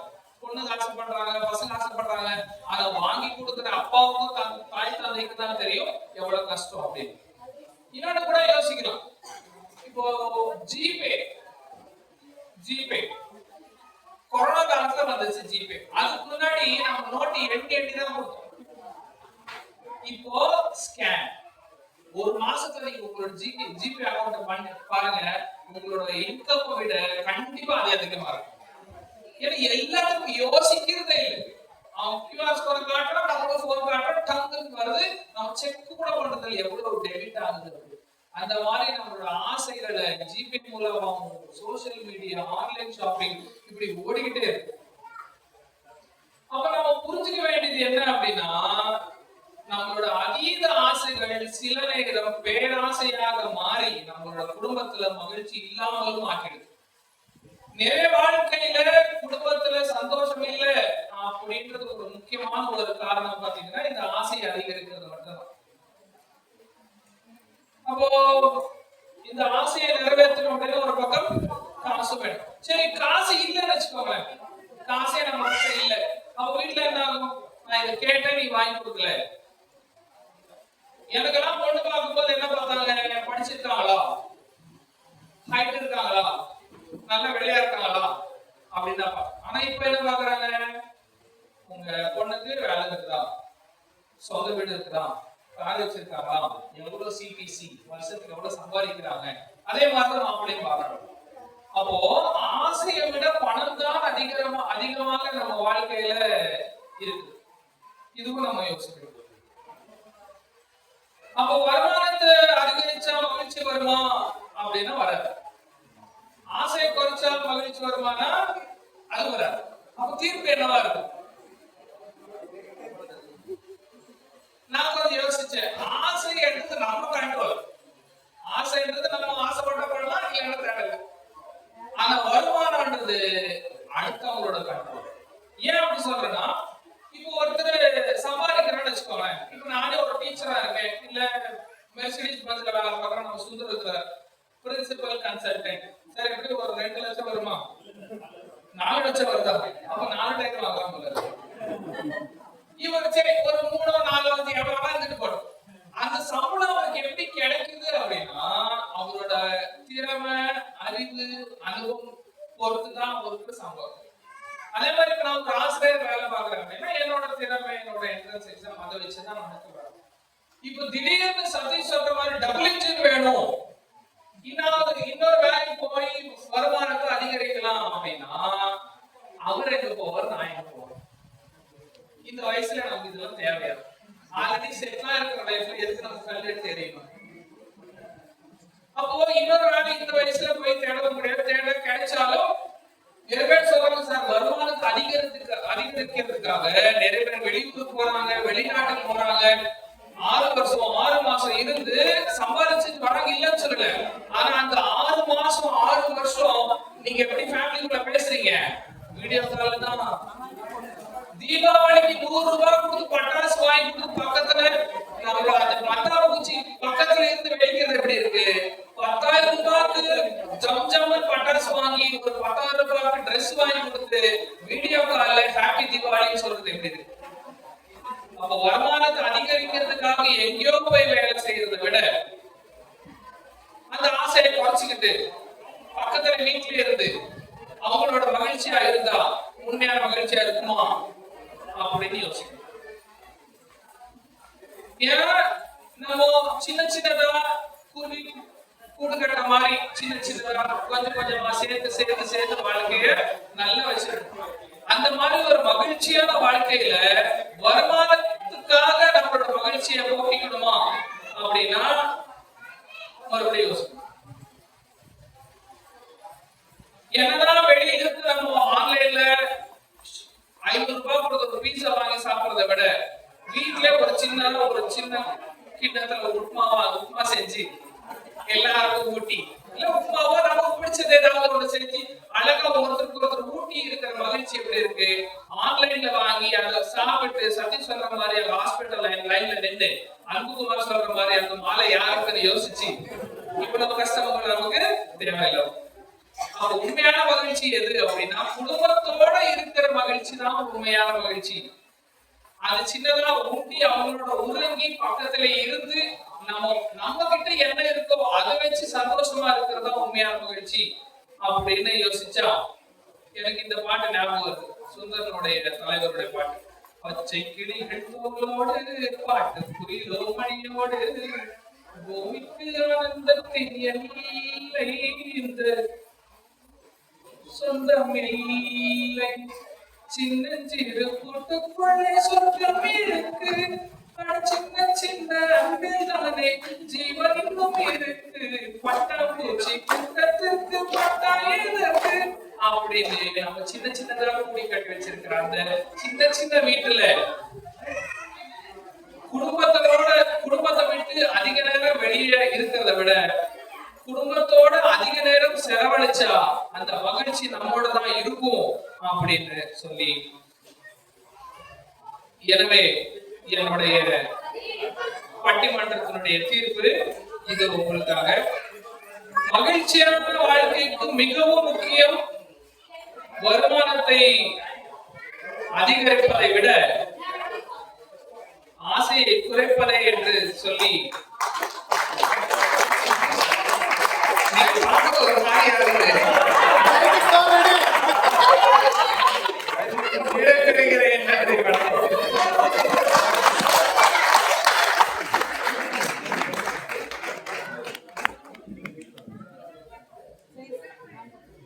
அனைத்து பேச்சாளர்களுக்கும் நன்றி. Over to the project chairman Munikrishna அவர்கள்.